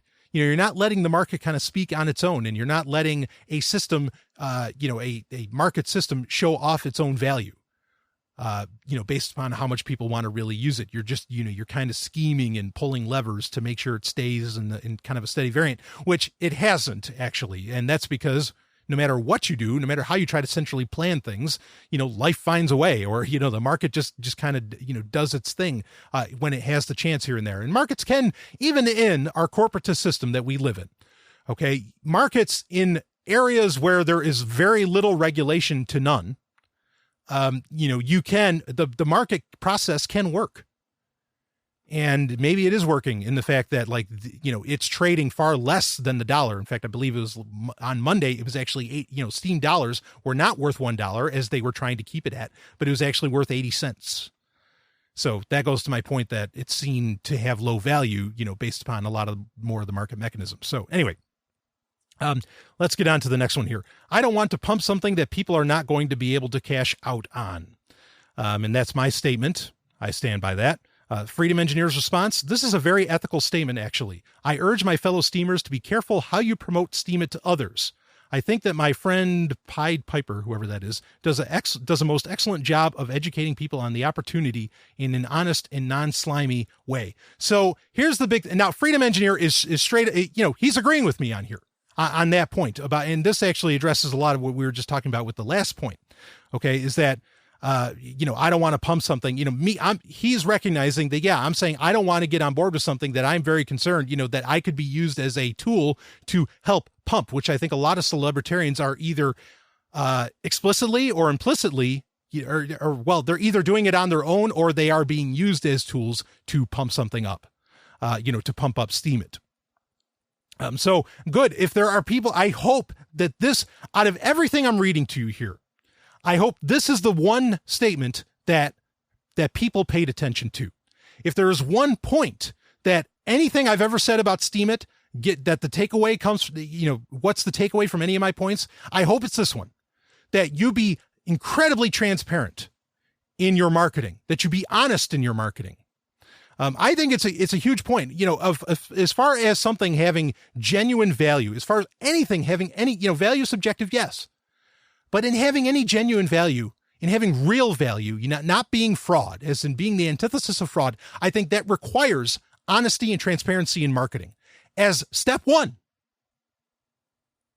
And I feel that, my opinion, most of what I've seen out of Steemit has not been honest and transparent marketing.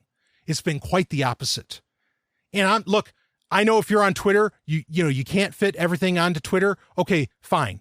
But then put the disclaimer at the top of your goddamn post. I've done that with my blogs. When I blogged for daily for over a year, and I very often would put disclaimers when they were needed. By all means, please do that. So I'm glad he agrees with me on that people do need to be careful, and that there are people out there that are making it sound very slimy. Okay. And I'll say it here also. I think Jeff Berwick, as far as the marketing goes, I think he does make it does sound slimy. It sounds so, overnight or late night commercial, infomercial bullshit. And that for a lot of other, a lot of what other people are putting out there about it all sounds so infomercial. It just sounds so off. And I'm going to spend some time on this. That baffles me because I see people, I see him post these things, and others, not just Jeff Berwick. I see other people post this stuff. Okay. And the responses I see under these posts, not on Steemit, but like on Facebook itself, or maybe on Twitter, the responses I see are baffling to me because people are just like, oh, this is so inspiring. Oh, this is so visionary. Oh, this is so, nobody's saying, some people, fortunately, there are some people that kind of put the, feet to the fire. Okay, saying, this really sounds off. This doesn't sound right. I'm not sure what's going on here, but this doesn't make any sense. But so many people are just saying, they're just accepting it like, oh, Jesus, thank you for giving us this great truth. That's how it comes off. Not just with Berwick. This is true for a lot of celebritarians. This is a very, not recent necessarily, but more so with Steemit, it's really come to head. What I perceive as the lack of critical thinking. Now, Freedom Engineer, I think I know he's a very, technically adept guy. I think he saw Steemit long before any celebritarian got involved and said, oh, this is interesting.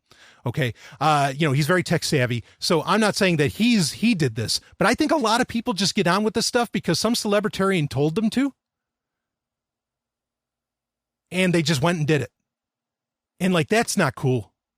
I understand that when you have celebritydom, that happens. There is a lot of mimicry. There is a lot of, like lifestyle obsession over these celebrities and stuff like this. And so, other people want to get on board with that. Let me tell you something. The liberty movement, liberty ideas are the antithesis of celebritydom, or at least they should be. There should be no leaders. There's, you look up to people, that's fine. But the concepts of liberty, I thought, were all about, wait a second, I'm not going to take this at face value. What's going on here? I guess maybe maybe I combine liberty ideas with critical thinking, and maybe that's wrong of me to do. Maybe they're not part and parcel. That's where I thought they were, because I'm not seeing anybody I'm not seeing many people, be very critical of this. There's some, but the bulk are just like, they with anything that these people spew out. The flat earth theory, when that started making the rounds in the liberty movement, there's a lot of people who say, oh, well, this is amazing. I always knew that there was something being, that Miss Johnson in science class was lying to me. What? No, first off, the person talking to you probably doesn't have any kind of credentials. Now, I'm not saying you need to have a PhD, but they don't have any kind of credentials or life experience to where they should even bother to be talking about this shit, for one. And for two, don't you think you should look into it a little bit more? This bothers me because it's almost beyond the concept of faith. Christians, I have Christian listeners. Some of my donators and some of my patrons are Christians as well. Christians, do you remember that part of the New Testament where the Apostle Paul is speaking, and he's saying that, or they go to visit the Bereans in Rome. Okay, the Bereans. They go and visit them, and he applauds the Bereans because whatever Paul was saying, they didn't just take it at face value. They went back to the Torah. They went back to the Old Testament scriptures. At the time there was no New Testament. But they went back to the scriptures, and they verified everything Paul had to say. Do you remember that? And he applauded them for that. Said that was a symbol of faith. This is worse than faith, you people. Because not you people, but these fucking people look into this shit. So many people that are on Steemit admitted. In fact, I won't be playing it for you later because I want to kind of keep it short. Berwick admits he didn't read the white paper and he got on board with it. You are not a very good Berean. That is worse than faith to do that. Now you can say, well, yeah, but I can't understand the white paper and all this. Well, oftentimes that can be a red flag as well if you don't understand the white paper. You hand anybody the Bitcoin white paper and people usually get it. They're like, oh, I see this. Or at the very least, they walk away understanding, quite a bit of what's going on. Because, not to say it's a well-written white paper necessarily, but, the concepts, all of that stuff, it's there. It makes sense. It's not very, it's not very complex. And in fact, Freedom Engineer kind of two-part, or, mashed together the idea of wanting it to crash into being complex and all that stuff. But anyway, this issue of complexity is a very real deal. It's a very real thing, as to where I think it's a great thing, to kind of look back at the origin of this stuff. You don't have to, I know it's one of the oldest phrases that gets used for all kinds of things. You don't have to understand electricity to use it. No, you don't. But at the same time, you also don't go sticking air conditioners in bathtubs. Why? Because you know enough about electricity that's going to cause a problem. So I hate that argument. Okay, that, well, you don't need to know how electricity works. No, most people have some idea of how electricity works, and they base their life around that. That's why they don't go outside during a lightning storm, because they're afraid they can get struck and fried. That's nonsense. People do understand some little concepts of it. But like, if you don't even try to understand the concepts from a paper that's only 44 pages long, I mean, there's a part of me that wants to say, well, then you deserve to get scammed. So, with the marketing thing, I wanted to touch just, I have one more point in that because that's where we're on. It's about the marketing. There is for sometimes, there's the saying, and I agree with this saying largely, is that there's no such thing as bad press. Yeah, that's kind of true. But there's the potential that, attaching certain names to a platform, like attaching, say, Jeff Berwick or some others to a platform, could do more harm than good. In fact, there was a write-up that was very popular on Steemit by somebody that was pro-Steam who said that bringing all these narcissists in is going to kill the platform. I agree with you. I'm not calling other people a narcissist. This article was. I'm just saying, that wasn't even like, the idea of Jeff Berwick being a narcissist isn't even where I was going. I'm not saying that, I'm not saying I'm saying that. Okay, but the idea of bringing in certain people can be very problematic. And thankfully there are Steemians, as I think they're called, or Steemits, or I don't know, whatever they want to call themselves, Steemites, that they recognize that, thankfully. Whew. Okay, at least you got that part. But I think bringing in some of these names actually makes it detrimental, especially with Berwick, where there is a history of failed project or perceived scam after perceived scam. Like what happens with Galt's Gulch and all of this. If you don't know about it, please, I do recommend you read about it. Okay. So, and people are like, wait a minute, this guy, in fact, I know I saw somebody say on Facebook something to the effect of, it's like, you're going to bring on Jeff Berwick to promote a new project or a new platform or whatever. Does anybody not remember what's happened with this guy in the past? And I get it. Those are valid points for people to bring up, valid concerns. And as you'll hear later on, like Daryl Perry grills Jeff Berwick in the first hour and a half of that episode of Free Talk Live, or you won't hear that. I'm sorry. Like I said, I'm not going to include that part, but you can go to the episode. I'll link it to it in the show notes of this episode here that you're listening to now, where you can go listen to the entire episode. And Jeff Berwick has no answers for anything that Daryl Perry, asks him. And they're good questions that Daryl asks. And the fact that he doesn't have any answers, I mean, what is this guy doing promoting it? And he's here saying this is going to be this life-changing thing. This is, it's like, people said I was wrong about the internet. People said I was wrong about Bitcoin and all this stuff. And he's like, well, we're not saying you're wrong about Steemit. We're just saying you don't know anything about it. By your own admission that you don't understand it. And like some of the questions were very simple.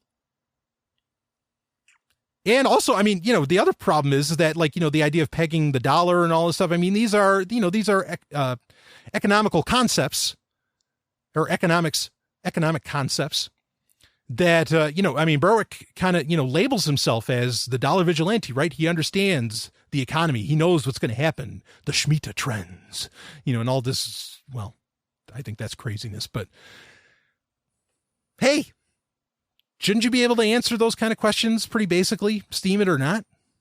Well, so I think having some of these names attached to it is actually doing far more harm than anything else. Now let's go on to the next one. Quote, I don't want to pump, or I already read that part. The guy who posted one picture in 3 paragraphs and made $10,000. Okay. This is Jeff Berwick here's for Freedom Engineer's response. I think he is referring to Jeff Berwick, but Jeff got paid out that much only because the whales voted it up because they know Jeff will attract thousands of his followers. On Steemit, you get paid for the value that you bring. Okay. I already addressed all that in the last segment, so we can move on. We can move right on to the next question. Let's do that. So let's see the next one here. The quote, the website says rewards, not money. They are just covering their asses because when it crashes, there will be no money, end quote. And then here's Freedom Engineer's response. Correct. Everyone could leave Steemit tomorrow and the value of Steam would go to zero. Everyone could leave Facebook tomorrow and the market cap of Facebook could drop to zero.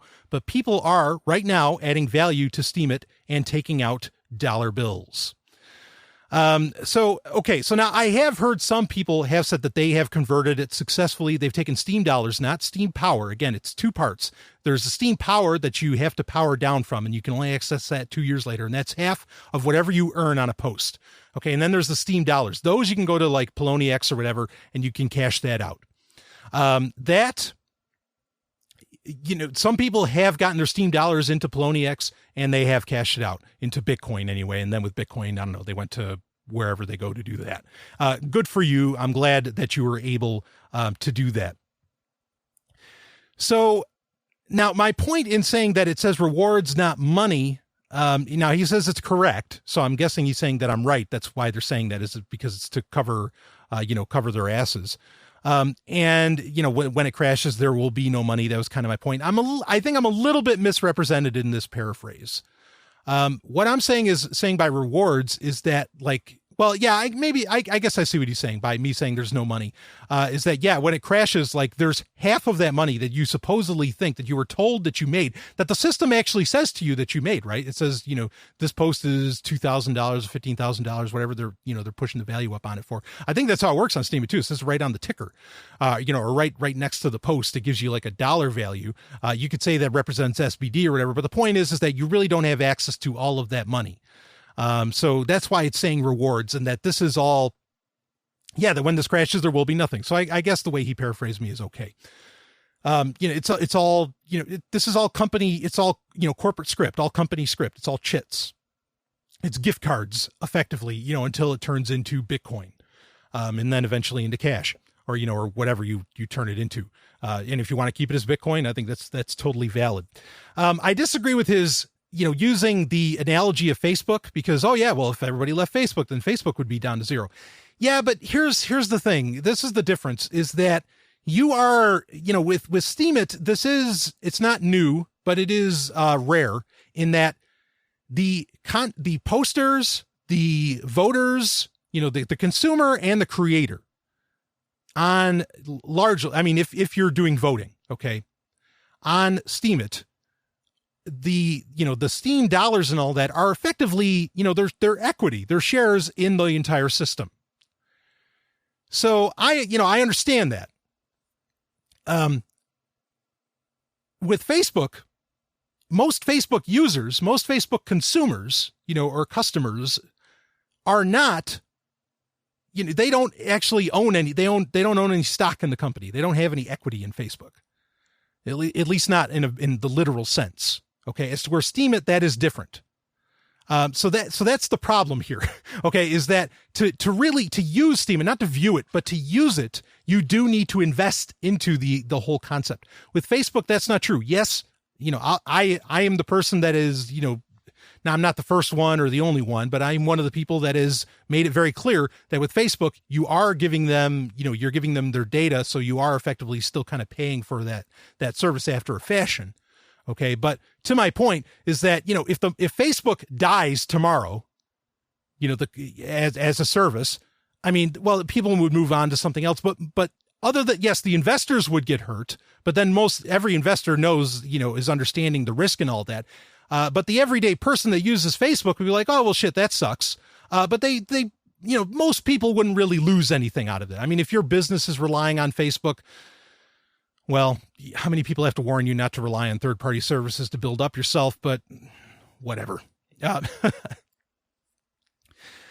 So I don't think that's an apt analogy on that part. I get the idea, but Steemit is very unique in that to even use it, you have to become an investor. I think it's very, very different. So when it crashes, it's more important to warn people about Steemit than it is for any other social media, in my opinion.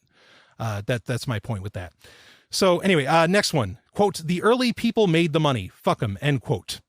I guess I said something to that effect. So I'll read Freedom Engineer's response. "I think that Brian thinks that the early investors are doing a classic pump and dump. Yes, that's true. That is what I think. Well, it's a slow motion dump because we all know that the power down takes 104 weeks. So no. Also, the early people made the money in Facebook, Twitter, and Bitcoin. Anyways, A, it's still early, and B, it's not just about money. It's about freedom." Okay. So yeah, it's a slow one. It'll take 2 years. But in 2 years, that could still happen. I mean, like, actually, I think it's going to happen. It will happen even sooner than that because there's the Steam dollars that everybody could still kind of get out with. And I think that would still be enough. If enough people, if the whales or whatever cashed out of their Steam dollars, I think that would still be enough to really fuck with the system. And it might even crash some exchanges. I mean, this is, my guess Okay, on all of that. Obviously, I don't know everything, and I'm not watching every interaction that happens on Steemit, to be able to necessarily accurately say that. But I disagree that this is about freedom. I just don't agree. I don't agree that that's this. I think it is first and foremost about money. That Steemit is about that, because if it's just about freedom, use GNU Social. There's whole other platforms that are actually far easier to set up, far easier for other people to copy and set up elsewhere. Yeah, they rely on servers to some degree, but they're still federated, so you could put them anywhere. There's plenty of other systems that you could use. There's other social media things that are also concerned with freedom that people aren't getting on board with. This reminds me of diaspora. In fact, that may be the best analogy of like where there was this original excitement in the liberty movement and in, with libertarians and anarchists and all this. It's like, oh yeah, we're all going to jump on board, on diaspora. And yeah, it was hot for a month or two and then it disappeared. And that's kind of what I'm predicting is going to happen similarly with Steemit, is that eventually, people are going to be like, well, I'm not making any money here, especially if, as I've said on other venues, real celebrities start moving in, because then all the money's going to, start getting pointed in that direction, because then you're going to bring in a ton more crowds significantly larger, than anarchist circles. Now you can say that the anarchist circles or the libertarian circles are still going to keep pumping themselves up. But that's just a giant circle jerk. That gets into another point that I want to mention, but I'll save it for right now. With Bitcoin, yeah, early people are making really good money on it. That is absolutely true. And early people made money on Facebook and on Twitter. But I see those, like with Twitter in particular, that's a problem. Like, if you've been on Twitter since 2007 or whenever, I think that's when it first came out, there's a good bet you've got at least 4 digits of followers, and if not significantly higher. There is the issue, and you're getting, just because you were there early, you're getting a lot more reach on that platform. This is true, but people see that as a problem. That's something that needs to be solved. It's not something to just accept. So I don't necessarily, agree with that idea. As far as with Bitcoin goes, at the same time, there were rock solid. Here's the thing with Bitcoin is that there were people, just like with Steemit, I guess you could say, there are people that were telling you, get on board with Bitcoin, get on board with it now. I cannot guarantee results. That was a key thing that people said with Bitcoin that I don't see people saying with Steemit. But this is going to be big. And that rhetoric was going on for years before it did its first big pop. Or not pop, but did its first big, rise in value into the $200 range and whatever. That was going on for a long, long time that people were telling you to do that. But the difference between Steemit and Bitcoin is that the arguments for why to get into Bitcoin were so rock solid. They made so much sense. They made philosophical sense, more so than just, hey, you can make money doing this. Like there was so many great arguments around it. I don't think it's fair. I understand why you want to go with the analogy. Again, first off, proof by analogy isn't proof, as I always say on Sovereign Tech. But comparing Steemit and Bitcoin, I don't think they compare. I don't think they're in the same class, because one is trying to do significantly more than the other.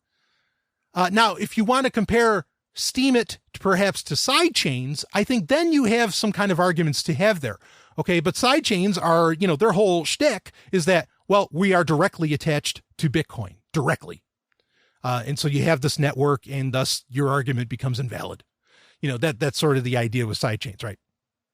Which I'm not 100% sold on side chains, by the way. There's still a few problems that I need to, be convinced upon. But regardless, I don't think it's fair to this continual, compare Bitcoin to Steemit and all that. I don't think that really works. And as far as fuck them, because I think that the system was actually, and I'm not saying Dan did this, but I think somebody involved, I don't know, set the system up for the very early on people to be rewarded very handsomely for their, for using Steemit and all that.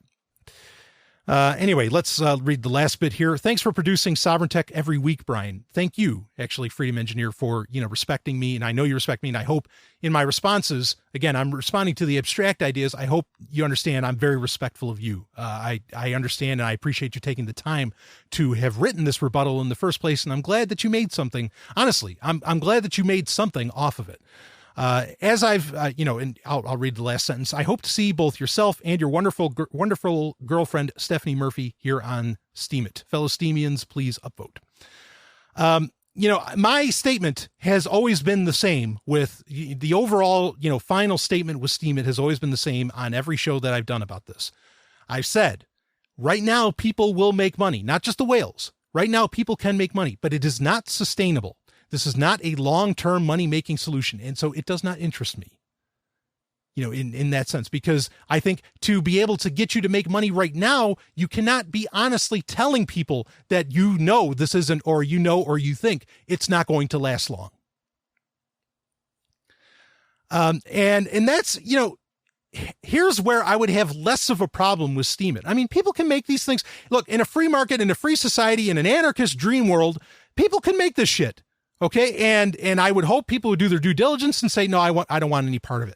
All right. That's just my opinion, but people could make this stuff and whatever, the market will speak on it, blah, blah, blah. And fine. Okay. I'm not saying necessarily, actually Freedom Engineer picked up what I was putting down in that, he recognized that, that the marketing could become an ethical issue. And that's where a lot of my problems come in, is that the marketing is way off on this. So my point being is that if people that were pushing Steemit, okay, I've mentioned some of the names, and I'm not saying necessarily that, I'm not saying they're bad people for not per se, but maybe they just didn't think about it, but I don't know. It throws a lot of things up in the air.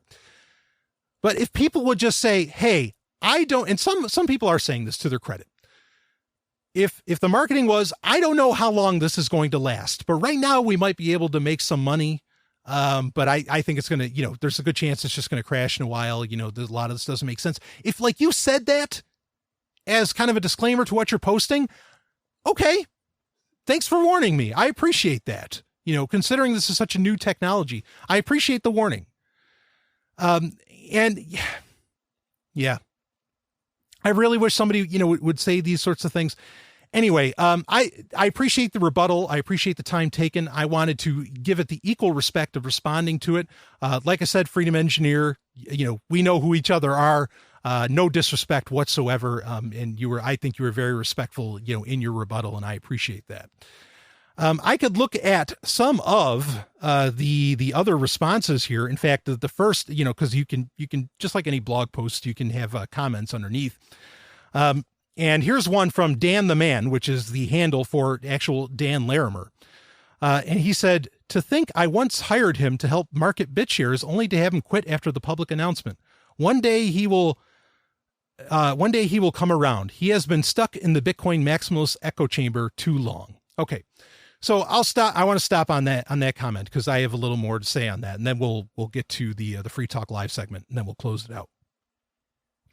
This is true. I wasn't going to, and I didn't bring it up in episode 187, that I did work for Dan Larimer at one point.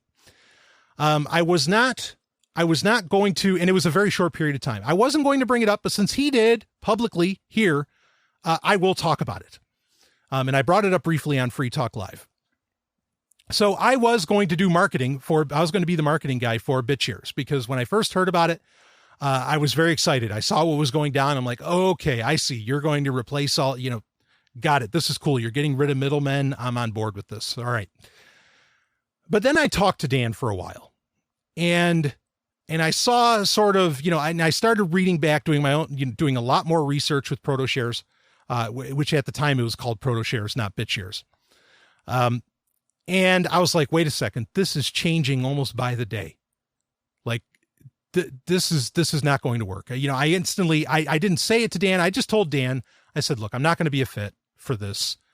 You need somebody else, that can walk this path. I cannot. And, he tried his best, to want to keep me on board, and he was very nice. Like I said on episode 187, I think Dan's a nice guy. I really do.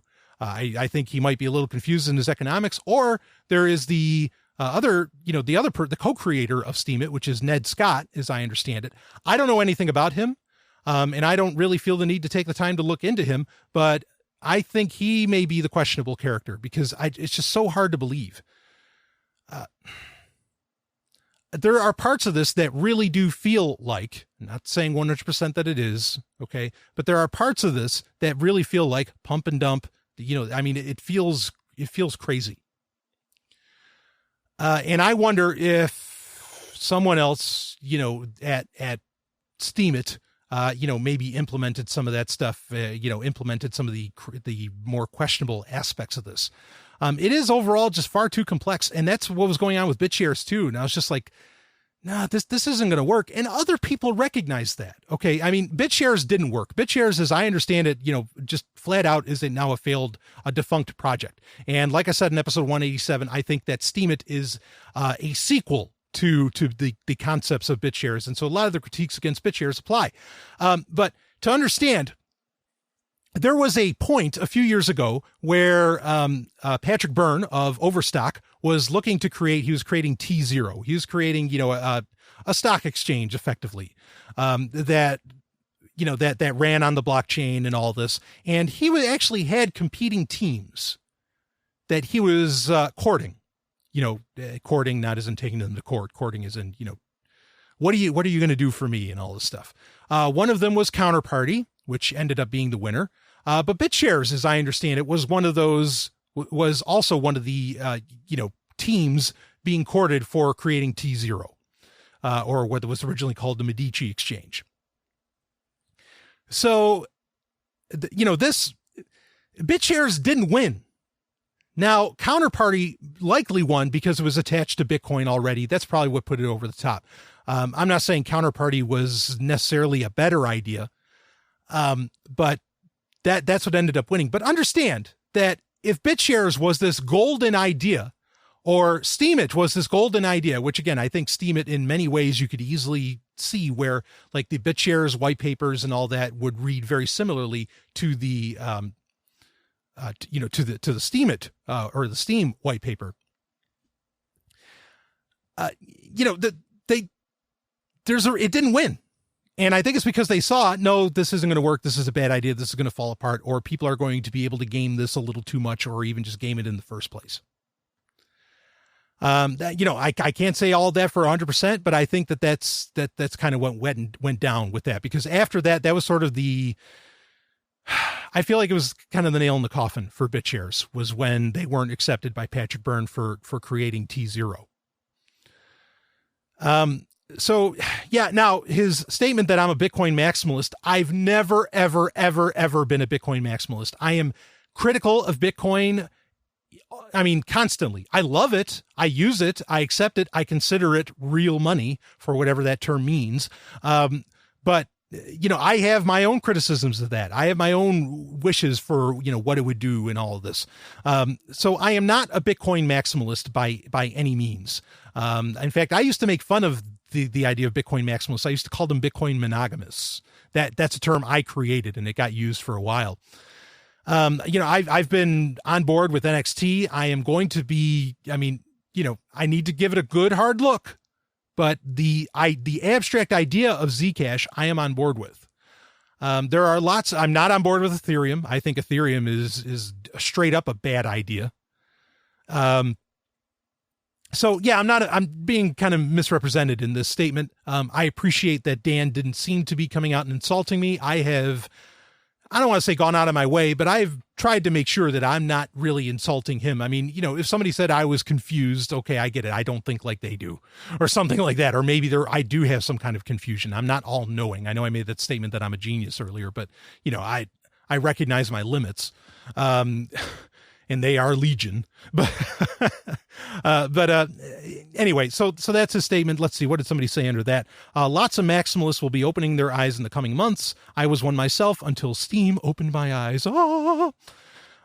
Here's another one. Thanks for the link. I enjoyed the read. I think there may be one mistake in the article. The way I understand it, the your reputation, I'm reading it as it's written, your reputation, the more you can affect or the higher, I guess they're saying the higher the reputation, the more you can affect a flag or downvote. However, it is only with the higher investment in Steam power that one gets stronger upvoting influence. And then Freedom Engineer says, and I just learned something. Thanks. Again, this all comes down to this crazy complexity of the system.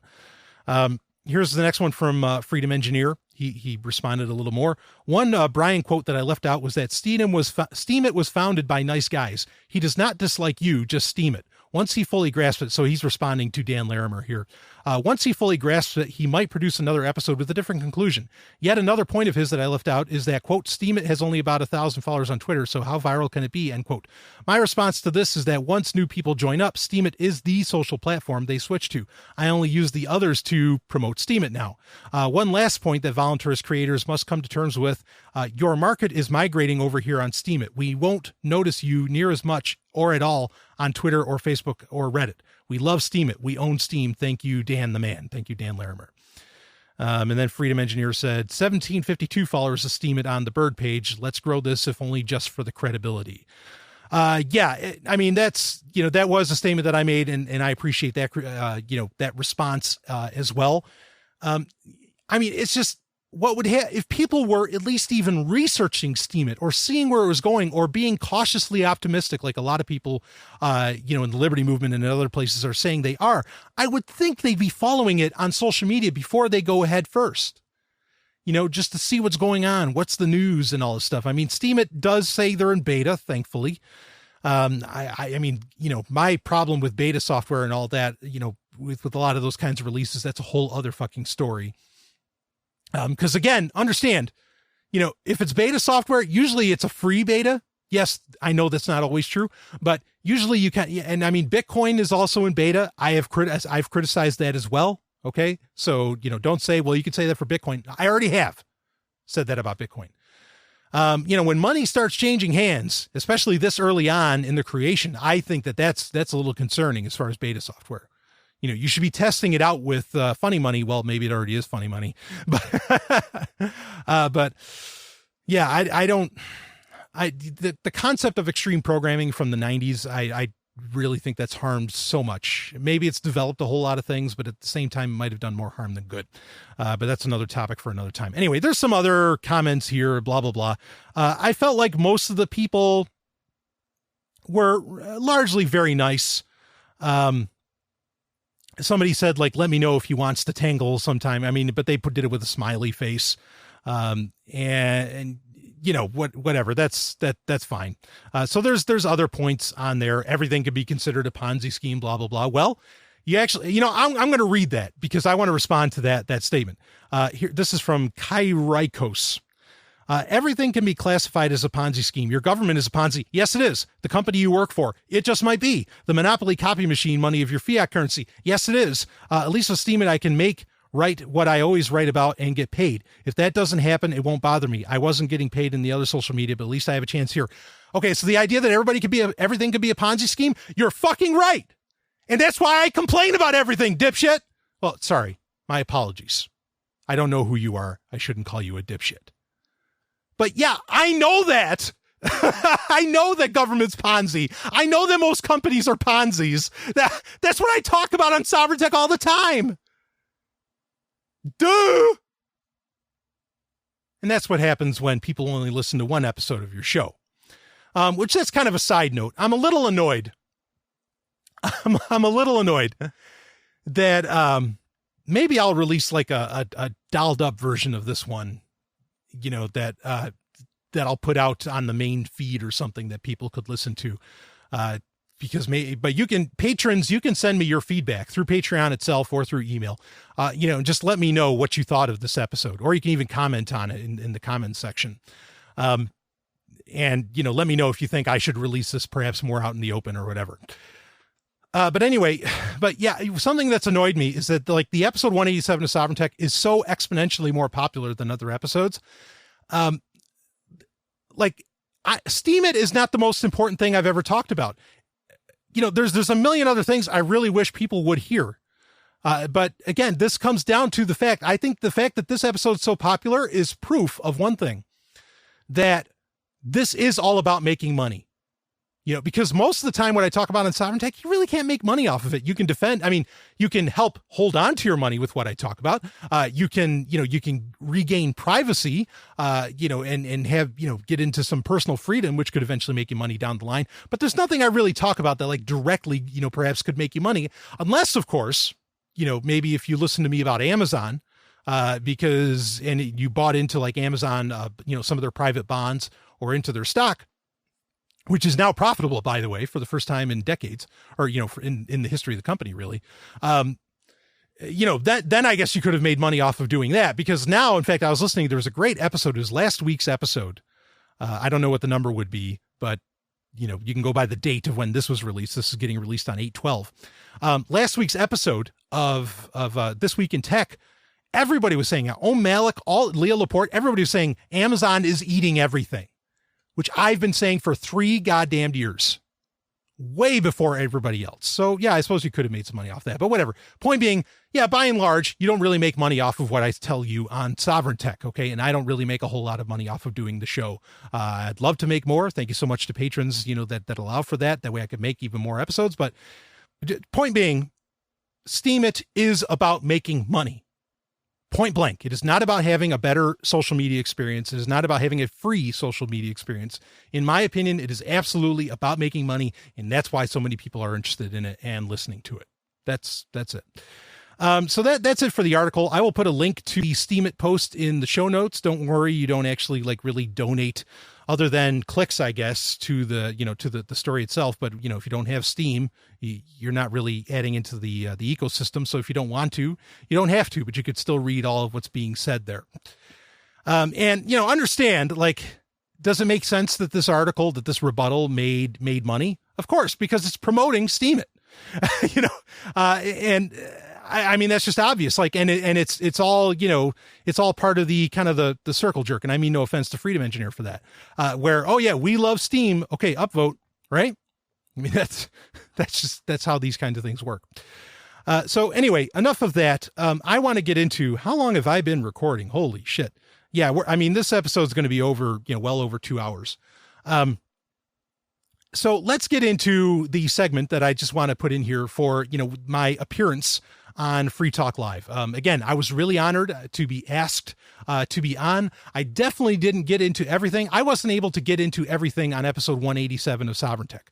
I don't spend, we've been going over this for over an hour now. I don't spend over an hour on anything on Sovereign Tech.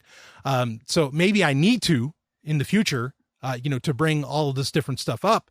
But I was giving, a real fast kind of drive-by, style review of Steemit. So some of the finer points, may not have made it in. But anyway, I also didn't get everything out that I wanted to say on Free Talk Live. Of course, it's Free Talk Live. If I wanted to get it out more, I could call in and do so. And I know that Ian would be very gracious, and give me the time. In fact, I think, honestly, if I said, and I appreciate this from the hosts of Free Talk Live, Mark and Ian and Daryl Perry. If I asked them and I said, I want to come in, to the studio in Keene, and I want to be on for all 3 hours, and I have one subject I want to talk about, I think they'd let me do it. Like, I think, it's like, well, we got to take calls and all this stuff. And yeah, we could take calls.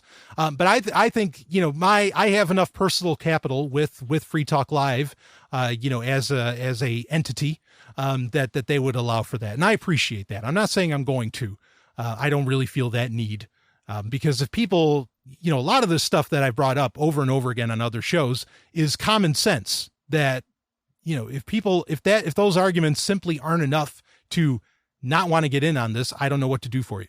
But I appreciate that. I think that opportunity is always there. And in fact, at the end of this, you'll hear Ian say, that I was welcome anytime and that he hopes I would come on more and all this. And that cool. I thank you. I really appreciate that. So I wasn't able to get into everything. There were a couple calls that were taken, during it, that, didn't necessarily add a whole lot to the conversation. And again, there's stuff like this, it's very tough to do it, to do it justice in these formats. You will not be hearing the first hour and a half, which I will sum up a little bit for you. and I've already kind of done that, where Jeff Berwick was on, also joined by Randy Clemens. Now, Randy Clemens is somebody else who has been promoting Steemit a bit, and he's been on other shows to talk about it. And he called in, and he was graciously given some time, and I'm glad. Randy Clemens, I know him personally, a very nice guy. Just a class act. So that's fine. Again, I'm not attacking him in any of the statements that I made, just like I wasn't attacking Freedom Engineer. But he came in, and added on and just kind of bolstered some of what was said and all that, and that's fine. So I don't think you're really not going to miss much. The main thrust of the first hour and a half, or the first 2 hours of this episode of Free Talk Live, was really just finding out that Berwick is promoting the shit out of this, and he doesn't understand it at all, and he doesn't have any good answers. He makes the claim, at least he's honest in saying that he'd only known about it for like 3 days. And is that enough time? And and that's great. That's fine. If you don't get it, you don't get it. That's okay. And I'm glad that he admitted, look, I've only been looking at it for 3 days. But the problem is that, okay, fine, you don't know about it, but then you shouldn't be on nationally syndicated radio that gets millions of listeners a month. You shouldn't be on there talking it up like it's the second coming. This is that whole marketing problem again, which is, these marketing narratives are the problems I have with so many companies, organizations, things like Steemit, whatever you want to call that. They can do what they can do what they do, as long as it doesn't hurt somebody else or whatever, as long as it's not, fraud, which, well, I'll leave that to other people. But if you're going to tell people that it does this, but then it actually does this, then there's a problem. Then you are lying to people, that you're doing deceptive marketing. Okay. That's where I take so much issue with with 75% of what comes out of Silicon Valley, and also out of the whole cryptocurrency world. A lot of it is very deceptive marketing. So I feel like that was, and also I feel like the first 2 hours of Free Talk Live should be seen as damaging towards Steemit, because legitimate questions were asked, whether it was from a lack of understanding, on the points of the persons asking the questions, or the hosts or whatever. It did not make Steemit look good. Nothing was really helping that. And me being on at the last hour was in many ways just kind of overkill. But some of the points that I already brought up, were already discussed, or some of the points that I bring up in the third hour were also brought up, throughout the show, quite a bit. So I didn't get to get everything out there, but I wanted in there, this is kind of a bonus, for Sovereign Tech patrons that you can listen to. And it'll be, this way it's on my hard drive as well. And oh yes, I keep plenty of local storage of everything I do for Sovereign Tech. So I'll just go to it, and you can listen to it, or you can skip ahead, because I'm also going to, I'll close the show out at the end here. So anyway, off to the dreamland of Free Talk Live. This is from August 8th, 2016. I'll be right back.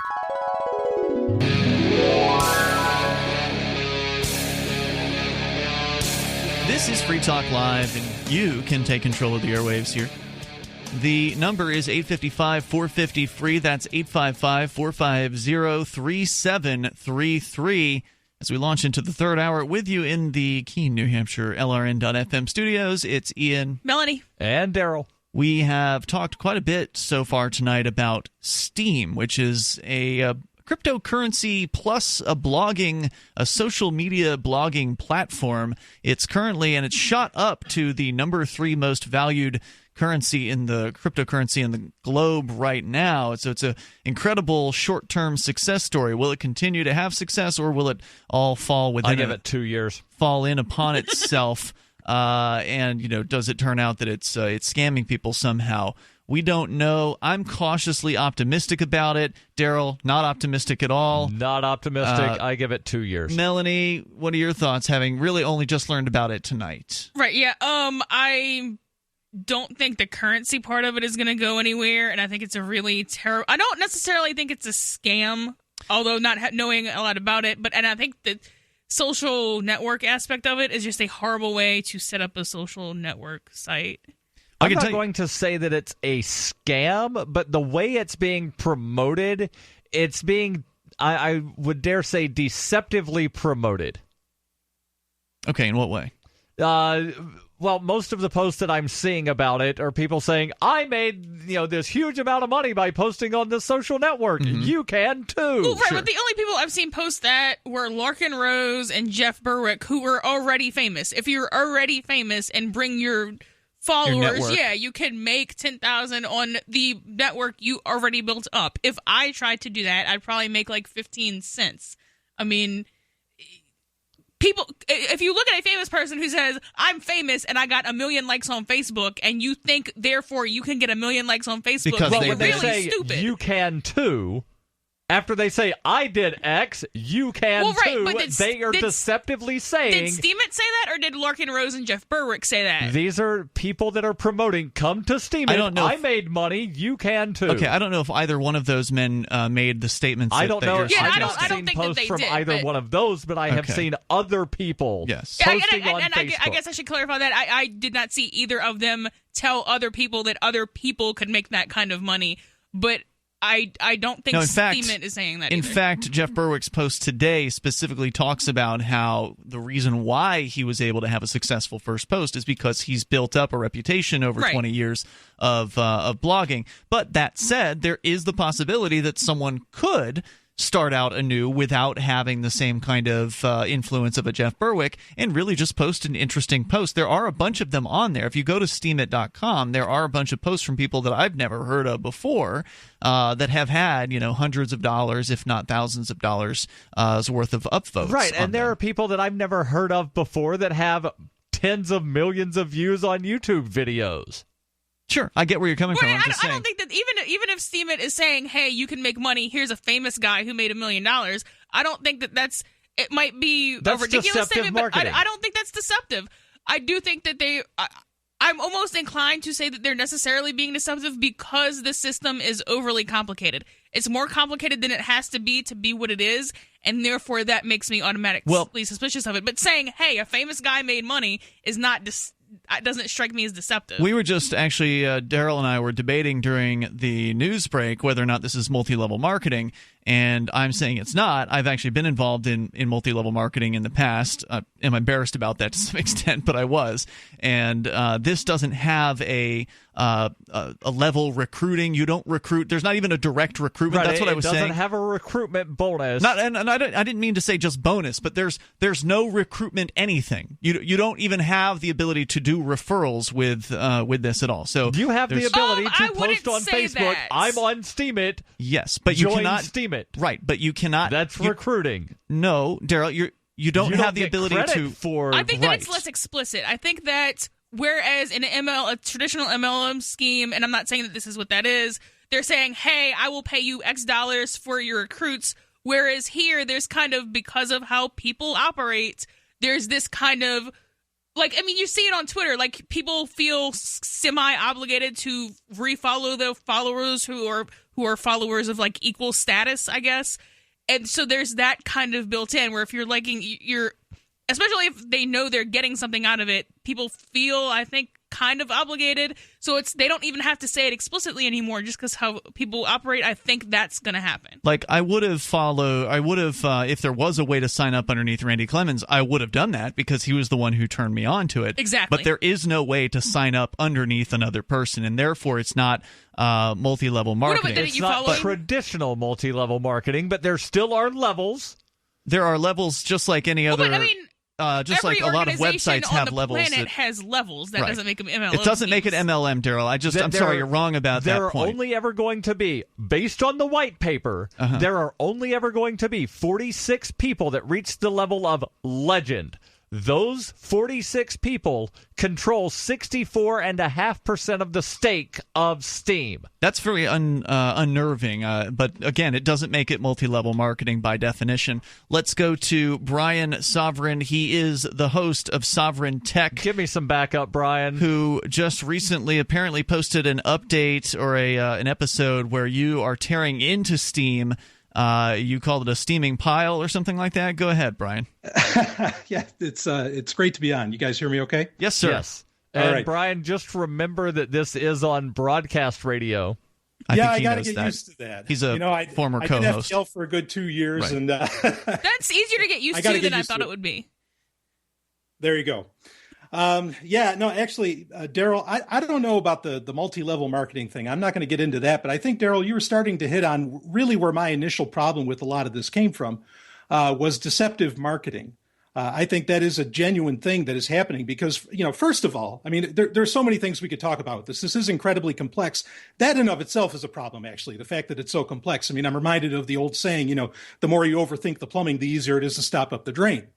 And I really like, if people can't, and complexity also creates a problem with scalability, as in if this is meant, I mean, who exactly is Steemit meant for? Is this meant for everybody, for the whole world to get on? Is it truly that Facebook replacement and all of this? If that's so, the complexity and all the questions that we're bringing up here that should have been very easily answered, and a lot of the great points that everybody's already brought up, the great concerns, I think that shows there's going to be serious scalability problems because this is a very complex thing, and there's points of it that just don't make any sense. And based on what I'm seeing on this weird chart that they have, it looks like they only have the ability to have 47,424 accounts. There's got to be something wrong with that, Daryl. That just doesn't. I mean, then why would they put this chart in their know. white There must paper? be. I haven't read it, so I don't know. I'm not looking at it. But that just doesn't make any sense. Why would they limit the platform to that many accounts? And I don't know how you would find out how many accounts they currently have. If they're planning an exit scam? Well, I mean, that raises kind of problem one really with any blockchain technology is the fact that they're really not immutable records. The developers are effectively gods, and they can change history whenever they want to. They could change, like, say that was a hard limit of users. They can change that whenever they want. Of course, they could also go the opposite direction too. And of course, they could also say, kind of like what happened with Ethereum recently, where there was a hard fork, which means that, effectively it's all new software that everybody had to run to, to stop some kind of, perceived theft, though it wasn't a theft. They worked within the how the system was set up. But millions of dollars was taken, and effectively the Ethereum developer said, well, that sucks that happened. So we're just going to rewrite the code and make it so that, that didn't happen at all. And wait a minute. That's not the developers not a good thing. Was it the developers who said that, or the miners who also voted for it? It's my understanding you can't hard fork unless there's enough people in the system kind of voting for it. Oh, I mean, it takes a little more than that, but I mean, you effectively have, you really have a civil war going on, I think. Right. Well, it's split. So when the hard fork happened, it created actually two Ethereums, and now there's Ethereum Classic. So the nice thing about this cryptocurrency world is if one group of people doesn't like the way things are going, they can just do their own thing and create their own competitor. So it may be that, Steemit is a good idea, but it was poorly implemented and somebody comes up with a better variant on it. Or maybe it's all doomed to failure. I don't know. But Brian, you're going to stick with us and talk more about it here, I presume? Absolutely. We got a lot more. Brian Sovereign is with us from Sovereign Tech. This is Free Talk Live.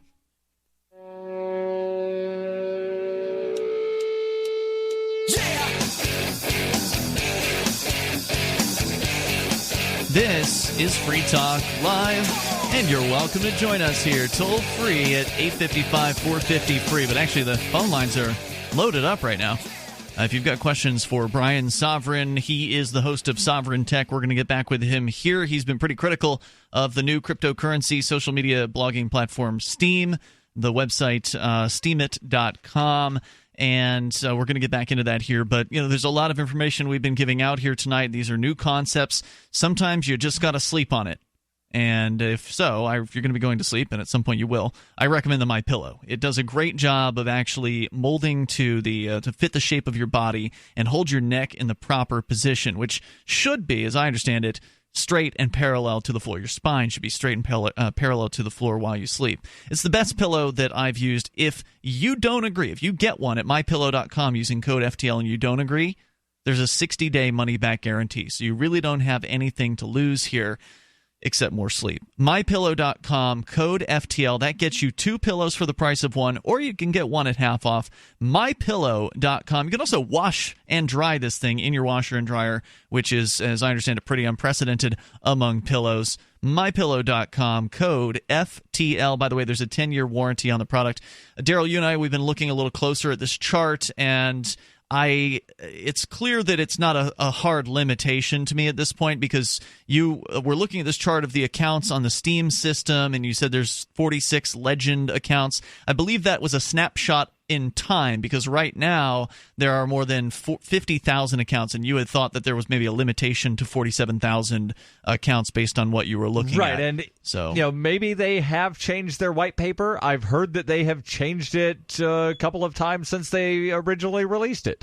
Well, it just doesn't make sense that they would have a hard limit on the amount of accounts, and they clearly have already broken through whatever that number was. So I think that maybe whatever you're looking at is actually an image that someone took from somewhere and then added some text around it. I don't see that image anywhere in the white paper, so I'm thinking there's probably some website that they went to and actually looked at a snapshot, because there's a statistics site that'll show you, how much Steam there is, how many accounts there are at any given moment. Anyway, Brian Sovereign's got some serious critiques about this system, and I wanted to bring him in here because we had Jeff Berwick on the front of the show and talked a lot about the idea of Steam, which is, again, this cryptocurrency mixed with a social blogging platform. Brian, go ahead. You're on Free Talk Live. Yeah, well, I guess I should start off by bringing up, there are a couple positives to this whole thing, and then I do want to get into the deceptive marketing, because I think that is a huge, huge issue. I do love the idea of Facebook alternatives. I love the idea of other, social media sites and all this. In my opinion, there could be millions of those things. I have no problem with that. I do like the fact, in fact, I know you mentioned it earlier, Ian, my show where I critiqued, Steam or Steemit, got posted on Steemit. Yeah. And it's actually one of the most popular posts on there. That's right. Yeah. And so kudos to them for not censoring themselves, as to where on other sites, if you're critical about the company that owns it, you could run into some trouble. True. So I'll give them that. Certainly I think that at that base level, all of that's a fine and wonderful thing. But then it does get into this deceptive marketing at first. I assume, just like any other real tech company, or like any other tech company, I'm not saying this is a good thing, but like any other tech company, their idea is growth. Like, that's the first thing you do to impress investors, is you try to get in as many users as you can. In fact, even before there's cash flow, you really want to get, as many users as possible. And so I'm guessing they want everybody using this, not just libertarians or, anarcho-capitalists or anything like that. So to do so, you need to do some marketing, and that I understand that. But now here's the problem: is that a lot of the people that are pumping this, or at the very least touting it quite a bit, are some very respectable, some maybe otherwise, but people, libertarians or anarcho-capitalists that are saying, hey, here's Steemit, I made this much money on it, blah blah blah, and it'll be in the hundreds of dollars or perhaps even in the thousands of dollars, and all this. And my initial problem with that, in fact, when I read that, I was like, wait a minute, something's not right here. First off, based on some of the posts that it was done with, for them to make the amount of money they made just didn't make any sense. Nobody gets paid that, even at the New York Times or Vanity Fair. Sounds too good to be true. Yeah, it sounds way too good to be true. So everybody's, BS meter, really, the glass should be breaking on that, I think, when you see that sort of thing. But the problem is that technically they did not make $700, $500, $10,000, whatever they happen to make, because it's very explicit when you go to steam.io, the main website for the whole blockchain, the whole technology. Mm-hmm. It says that you get rewards. It doesn't say you get cash, doesn't say you get Bitcoin. It says you get rewards. And so, like, right out of the gate, I think people are either intentionally or unintentionally lying in saying that they are making $700 or $15,000. No, they're not. And also, granted, how much of that money can you even access inside of 2 years? Honestly, myself, I don't count any money I have that I can't use until, 2 years into the future. Until you have control of it. This was my critique initially of the system is, look, you didn't make $1,000 until you have access to that $1,000. Right. But until you've converted it and you've gone through the whole process, all of which could be very complex. Yeah, I'm going through that process right now because I do want to see what it's like. How hard is it to actually cash out from this system? And so when, I'm looking at your post right now, which you did not actually post, but as you said, one of your listeners, I believe, did post at Freedom Engineer over at Steemit.com, headline, The Steaming Pile of S Called Steemit by Brian Sovereign. It's currently up to $2,000. Now, everybody loves me. It doesn't matter, haters. They all love me. It's a representation of the perceived value of the post in the Steemit system. And no, you can't get all that money out in one fell swoop because they divvy it up. Half of it or something goes, or portion of it goes to this Steam Power, which is, to me, one of the more kind of scammy feeling things about this, where they basically lock up a certain amount of that value, I think approximately half of it, in this Steam Power, which you can withdraw in theory, but it takes 2 years. And apparently they pay out a small amount of it every week over that 2-year time frame. Then half of the money goes into Steam dollars, which you can convert into Steam currency and then exchange that for Bitcoin. But Jeff not Berwick's, vice versa. So you can't convert Steam to Steam dollars. Correct, only but you Steam dollars to Steam. But you can convert Steam into Steam Power because they do want you to invest into their system, which is the way that you would do that if you were going to. But anyway, go ahead, Brian. I was just kind of explaining that the dollar value is not actually cash outable all in one fell swoop. So there is that. And how is the average person going to understand what you just said? I mean, like, what that process is, and like there's 3 different types It's confusing. of money. There's a learning curve here for sure. Right. I mean, and the other problem, too, is that a lot of these people that made that amount of money, like I said, I'm not saying necessarily anything against them. I'm just saying that these are people that, a lot of libertarians, anarchists, there's kind of a set movement. There's sort of a set ideological, backing of, say, hundreds, perhaps thousands, of people that, you're setting. I really think these people are setting up an expectation. It may not be explicit, but implicit is still a thing. And it's something I think people, especially people that want to be great businessmen or economists, should pay attention to, is when things are implicit. I think there's the implicit notification that, well, look, I made this much on here. So can you. And now that's one thing that is similar to multi-level marketing. I want to, while the actual structure isn't multi-level in any way, shape, or form, there's not even direct recruitment here. That's one of the problems with multi-level marketing companies, is because there's so many of these distributors of whatever the product is, Amway or you name it. They don't have the ability to really tell those people how to market things. There's certain rules they're supposed to follow, but if they don't follow those rules, it's hard for the company, the parent company, to really enforce it. More with Brian Sovereign coming up here in moments. Liberland, the European micronation, has recently had recognition proposed by 7 Polish legislators. Recognition of the libertarian micronation is top priority and really is just a matter of keeping their name in the news. Liberland has said many times that the base of their economy is Bitcoin. Liberland is a small place and more than 100,000 people have already requested citizenship. To qualify, you must substantially contribute to the growth of Liberland. To learn more, go to liberland.org.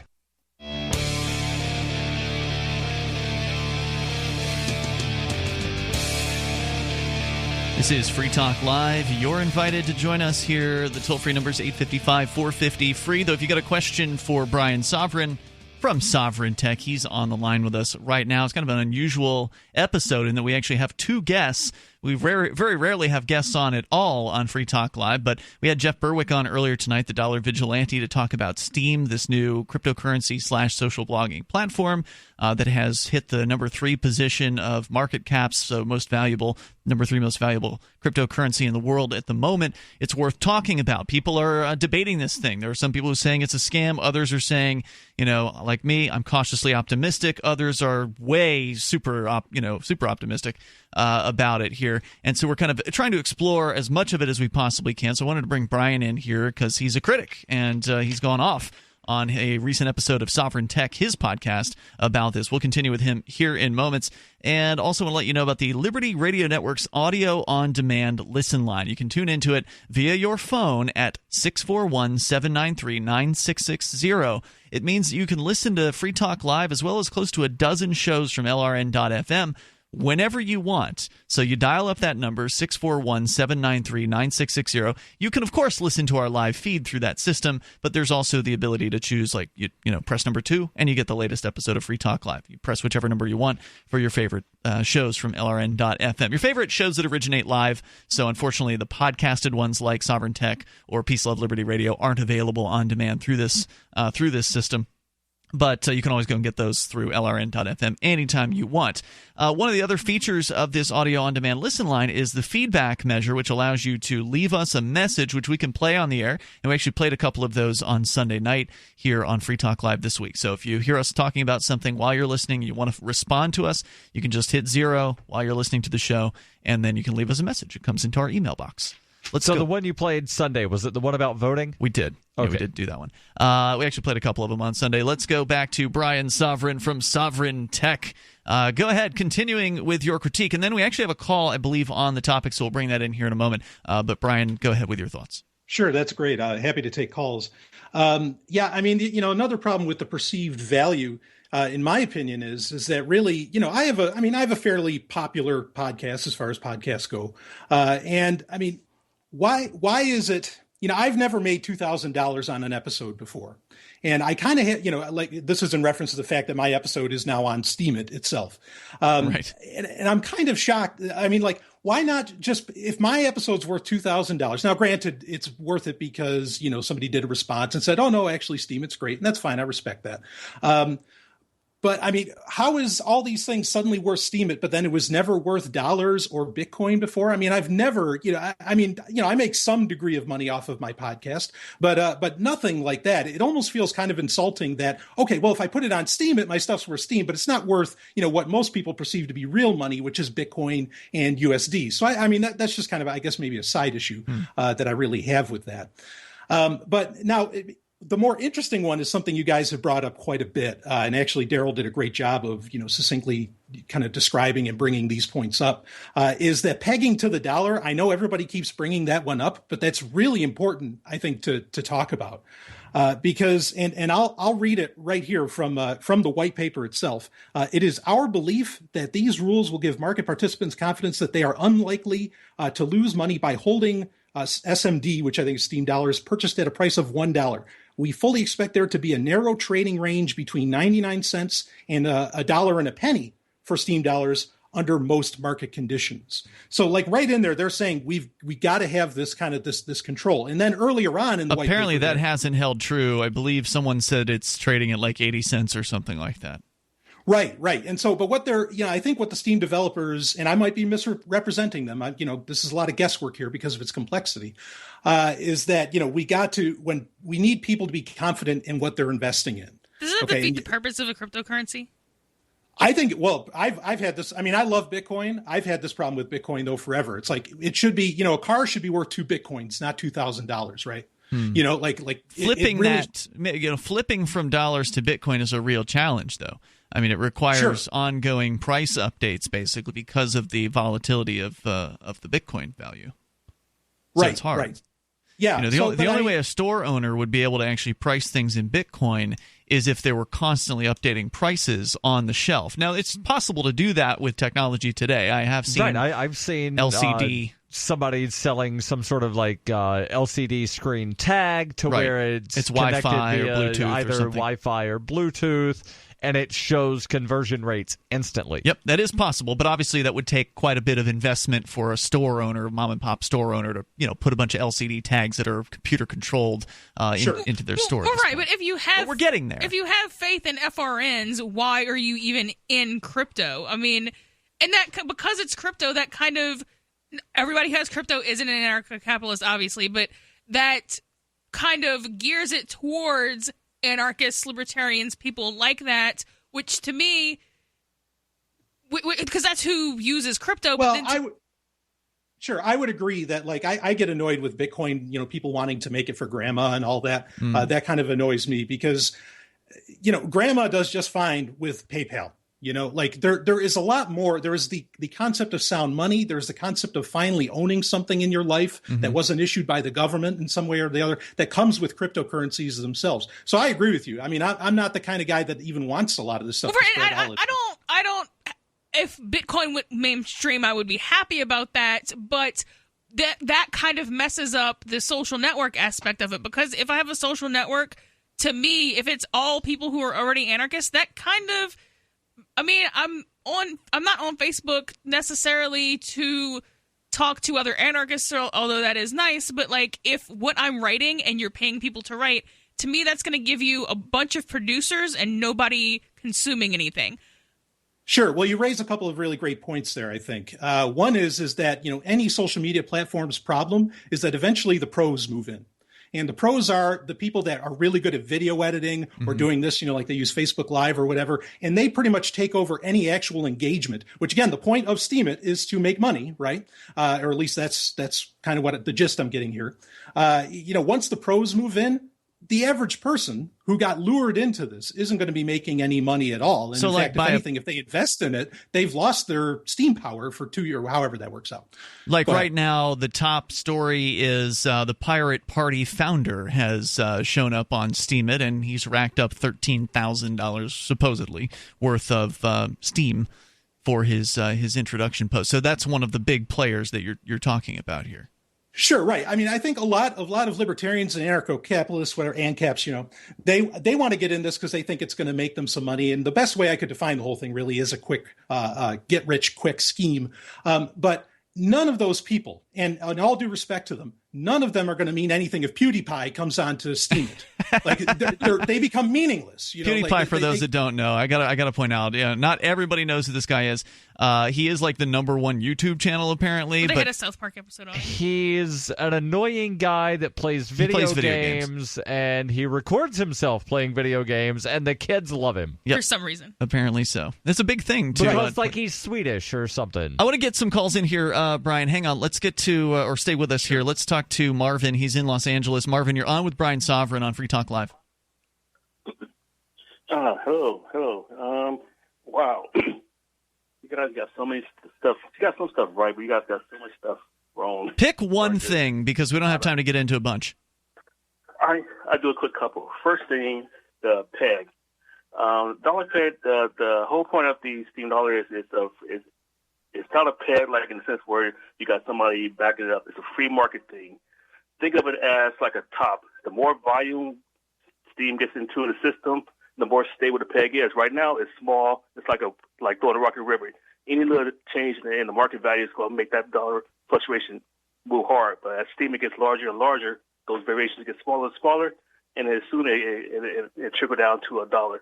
So that's the whole thing. Right, but the reason that has to be controlled is because if suddenly your dollar that you invested into Steam dollars goes down, then it does seem to be a scam because you're losing money on the whole thing, right? Or at least then it's not a profitable venture. But you don't have to hold the Steam dollars. That's the thing. You can convert out of the Steam dollars. In theory. Well, I'm working on it, Daryl, and other people have said they've done it who, we kind of know. Marvin, I wish we had more time, man, but call us another time. I appreciate that. This is Free Talk Live. More.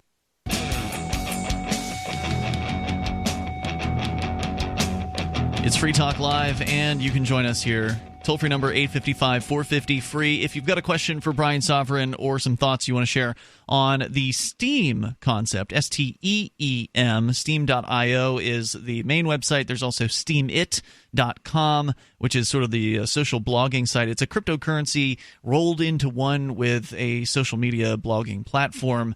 The idea is that people could share their blogs and possibly get paid from them, whereas right now, if you blog, you generally don't get paid at all. Some people have claimed they have actually cashed out. Daryl, you are skeptical of those claims, so I am attempting to cash out. I'm not skeptical that people have cashed out. I'm skeptical that everyone will be able to cash out. Well, not everyone. There's a difference. Right, not everyone will be able to. You have to, when you get into the system, they give you $10 worth of the Steam power, supposedly, for free. So you have to hit $100 worth in order to be able to even cash out, as I understand it. So that would require some level of serious participation in the site. We're back with Brian Sovereign from Sovereign Tech. He's got a lot of critiques. He put out a podcast about this. Sovereign Tech, of course, a great tech podcast with a liberty flair to it, a pretty consistent liberty viewpoint. Welcome back to Free Talk Live, and thanks for sticking with us for the whole hour so far here. Yeah, absolutely, and no problem. Do you want to weigh in any further on the last caller? I don't. It was really it was a little bit hard to follow what he was saying, but he didn't seem to. Go ahead. I mean, in the white paper, it actually describes that really there's three ways to kind of keep that peg, from being a wild fluctuation. Talking about the dollar peg. Yeah, the dollar peg with that. And I mean, and understand too, I haven't even gotten into this, but like Dan Larimer, the creator of this, it's Dan Larimer and Ned Scott. I don't know much about Ned Scott, and he might be the wild card here. Dan Larimer is generally a very nice guy, but he has been trying this same, and in fact, a lot of it is the same idea. And in fact, if you look up critiques for BitShares, you'll find a lot of those critiques over the years can easily apply to exactly, because it's the same kind of economic, I think, in my opinion, confusion that's in play with Steemit. So, but he right in the white paper, it says that you either need to restrict capital movement, have an unstable exchange rate with the dollar, or have limited control over the interest rate.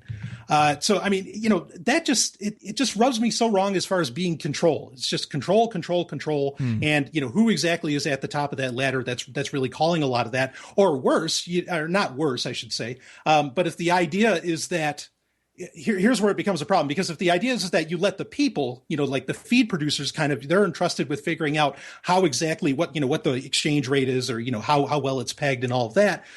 I don't, my knowledge of markets says that there's no way you're going to have some kind of equilibrium. It's just going to be wild fluctuations all the time, and you're not going to get that 99 cent or that penny variance that supposedly Steem dollar would have with with U.S. dollars. Yeah, I mean, as a cryptocurrency fan, the Steem dollars are the least attractive part of this entire concept. I like the idea of people being able to get paid to do blog posting that are, if your blog post is entertaining or popular or whatever, you actually get paid for it. I think that's a great concept. And so I don't intend to hold on to these Steem dollars. I want to cash it out if I absolutely can. And so I'm going to try to work on that and see how that goes. I want to bring Frank on the line here. He's in Colorado. Frank, you're on Free Talk Live with Brian Sovereign. Well, thanks for having me, gentlemen. How are you tonight? Super. Go for it. Doing great. Excellent. I'm actually very happy with this Steemit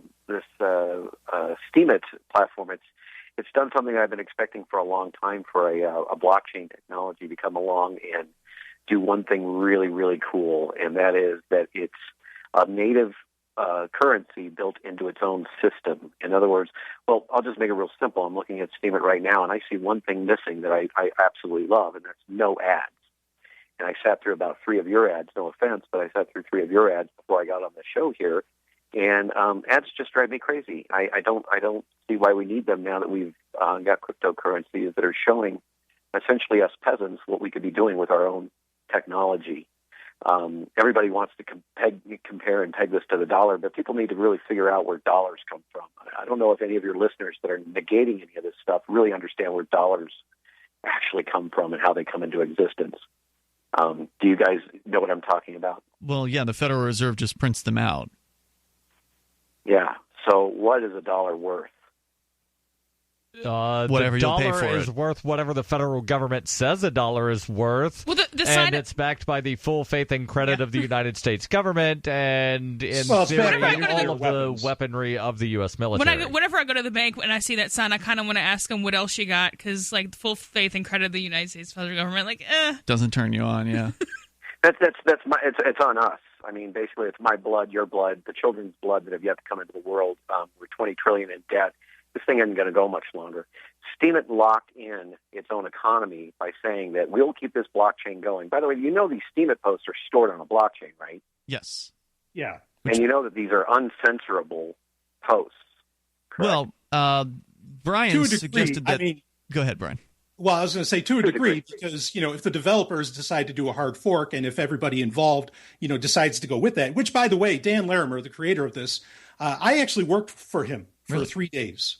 I worked for BitShares. I was going to do marketing, and I walked away. I just said, look, I'm not a fit for this. But the reason I did it is because he changed his story over what BitShares was supposed to be so many times. I mean, and BitShares throughout its history changed multiple times. Now, I don't know if he just has a bunch of, people underneath him that say that just, miners or whatever. Usually he goes to proof of stake and he just says, hey, no, I agree with you. And they just go in that direction. Let me ask you. I agree that this is immutable, because ProtoShares, it's shown in BitShares' own history, in the developer's own history, that things can and will change. Well, let me ask you, what if we just gave them the power to just put the full faith and credit of the United States behind? And you see what I mean? We're now in anarchy, okay? There are no rules in anarchy. The good news is, even though what Brian's saying is true, that there could be a hard fork. They could, if somebody posts something that's really bad for whatever reason, they want to hard fork the technology and go back in time and get rid of that. They could do that, but it's probably a lot safer than Facebook. As far as Facebook and their tendency to censor things, you want to get censored and banned from Facebook, post a picture of a topless lady. You know what I mean? Oh, absolutely. I'm on board with that, but this is my problem here is that if, like it's libertarians and anarchists kind of talking about this, and I'm thinking they're wanting to use this either A, just to get rich quick, or B, maybe they think somehow this is going to bring some degree of freedom. If this is going to bring some degree of freedom, let's be clear, this isn't that much better than anything else out there. It's really not. In fact, Ryan X. Charles, who's a great guy, he's developing kind of a competitor. It's called Yours.network. But he pitched this whole idea to Reddit, and he worked for Reddit years ago. So this isn't even a new idea. Reddit was going to, and you know what? There'll probably be several. There'll be several other variations. I'm looking at Scenario right now as a Facebook killer that'll come out next month, and you'll probably see. This is what we're getting down to. Why do all of these different Reddits and Facebooks and all these other? They're all talking about dollars. The dollars are broken. The dollars are going away.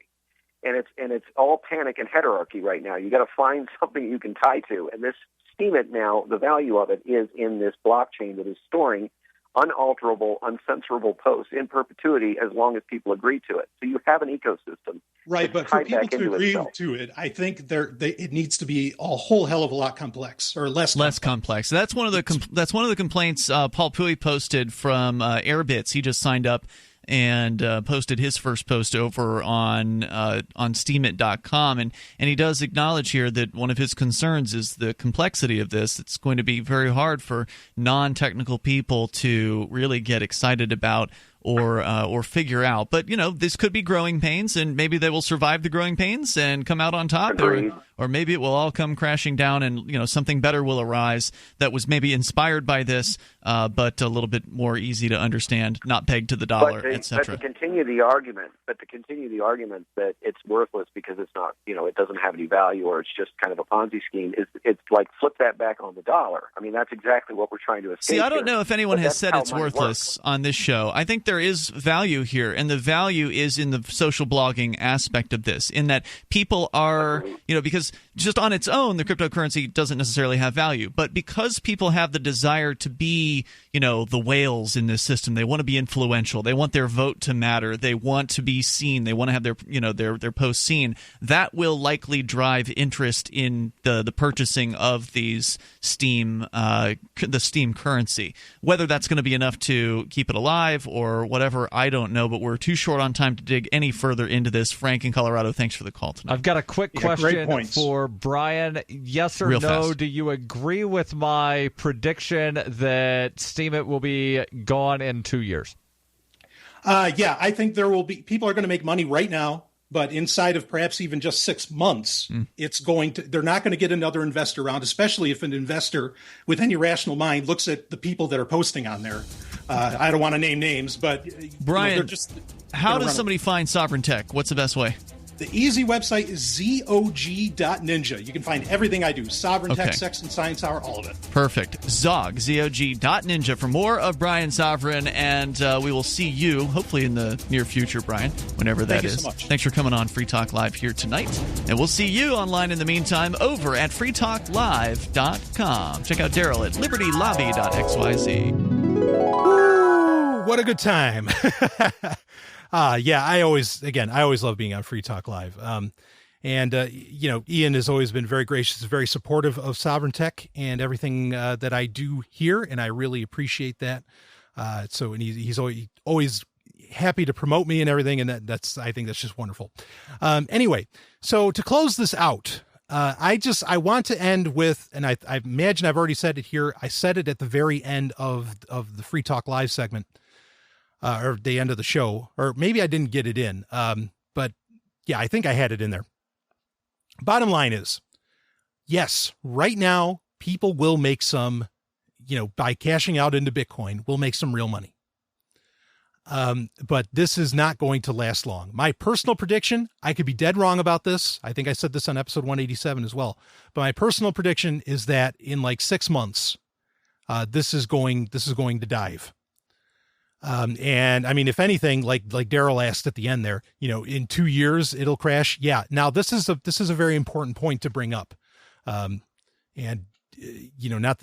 this maybe should have led the thing off. But when I was on Liberty Under Attack with Shane did the research, and he found out that most of the whales in Steemit, they are actually, they're doing what's called powering down, where you are cashing out your Steam power, and they are cashing out millions and millions of Steam power, so that in 2 years, like that, that turns into where they could easily liquidate it into Bitcoin. So, that's not a very, I don't feel very confident when the bigwigs involved, the people heavily invested, are already planning to get way the fuck out of it. If they thought this was a long-term solution, and 2 years is not long, okay, they need to be thinking a lot longer than 2 years. Facebook didn't become like ultra dominant until, really, 5, 6, 7 years into its existence. 10 years later now, it's been 10 years now, or well, more than that. But anyway, it took years. It took a lot longer than 2 years for Facebook to be the thing.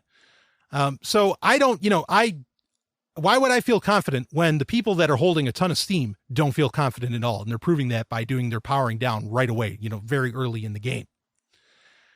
So, there's a big problem with that. And I appreciate Shane, looking into that and seeing it. I didn't look into that much depth. Again, a lot of my problems with this is, at first blush, is just a lot of the philosophical issues that this just doesn't make sense. And like a lot of the controls and the central planning, which again, the rebuttal that we read earlier admitted that, yeah, this sounds like central planning. I don't agree with that. I don't think that works. I don't think that that's a way to freedom for sure. And also I think that when it comes to having a free market, central planning is, that's a huge problem. And that gets in the way of people's ability to really, do the creative things that allows for the really crazy leaps in personal wealth.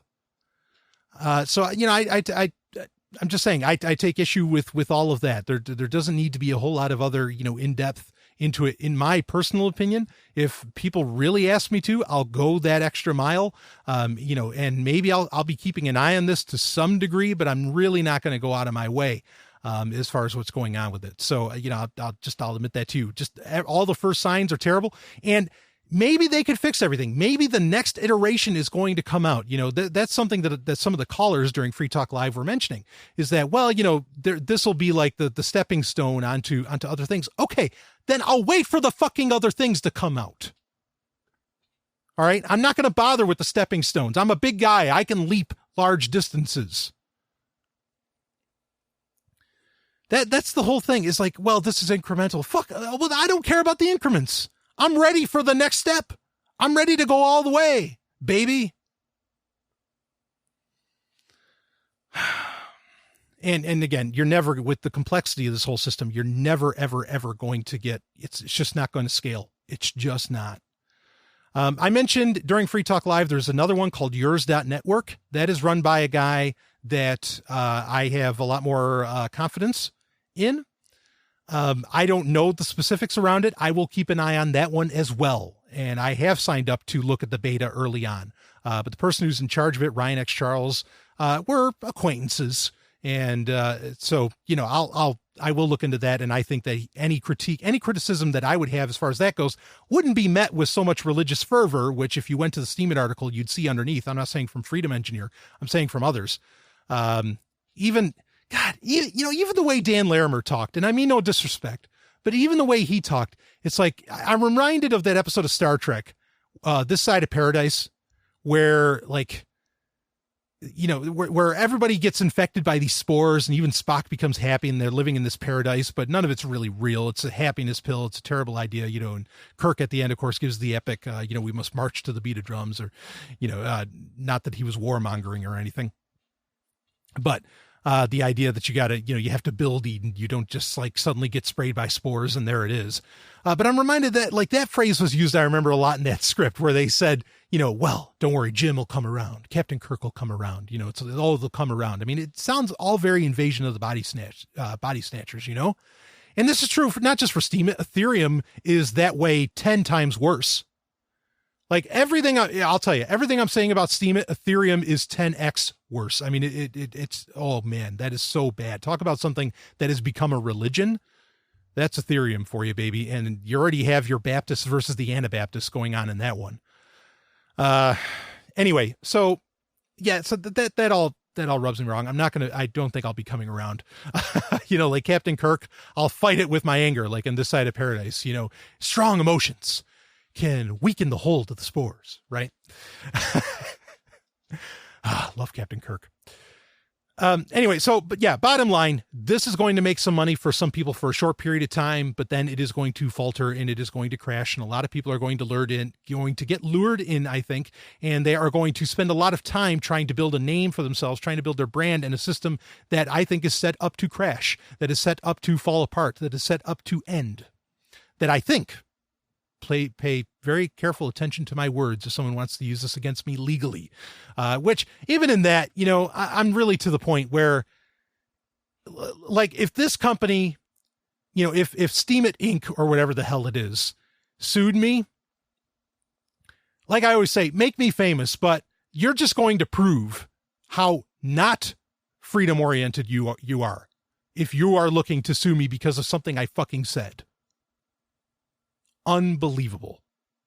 I mean, like, I don't see that happening, but boy, if they did, I mean, that would just, if I got sued over something I said, about Steemit, that would just, I don't want it to happen, but I'd almost be happy because then it would just prove my point that this is, there's no freedom to be had here with this whole idea. Anyway, I'm not going to get into that whole conversation. You get my point.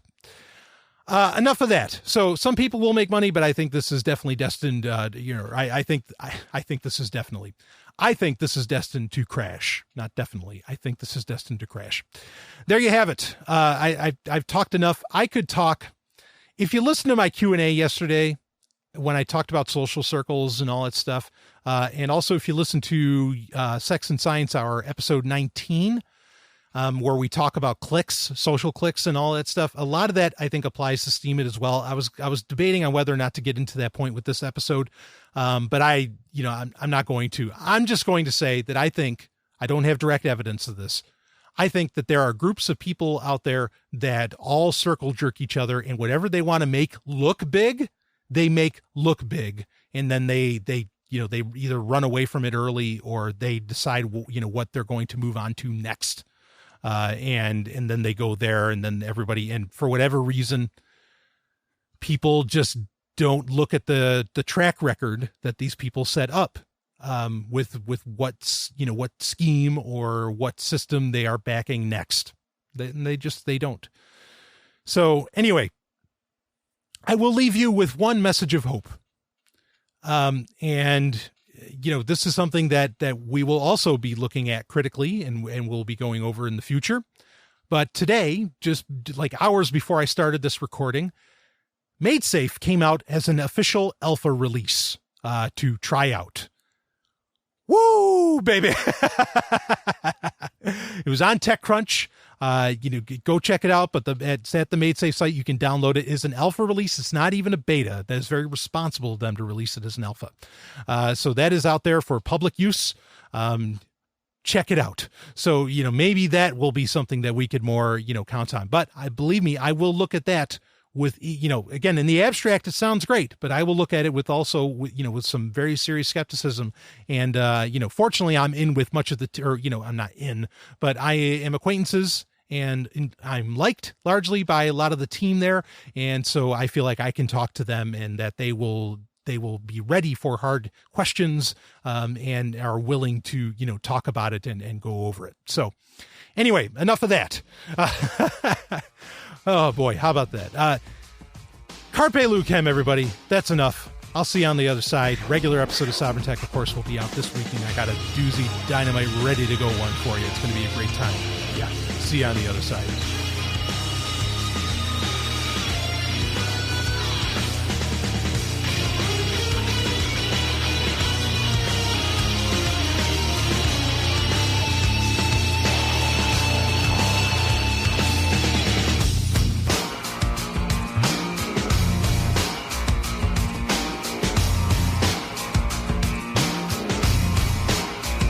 You just experienced Sovereign Tech. Go to sovereigntech.com. That's SOVRYN tech.com and connect with us there. Find links from today's show and catch our podcast feed. Sovereign Tech is copy heart. Copying art is an act of love, and love is not subject to law. So please share the show however you like. Welcome to the evolution.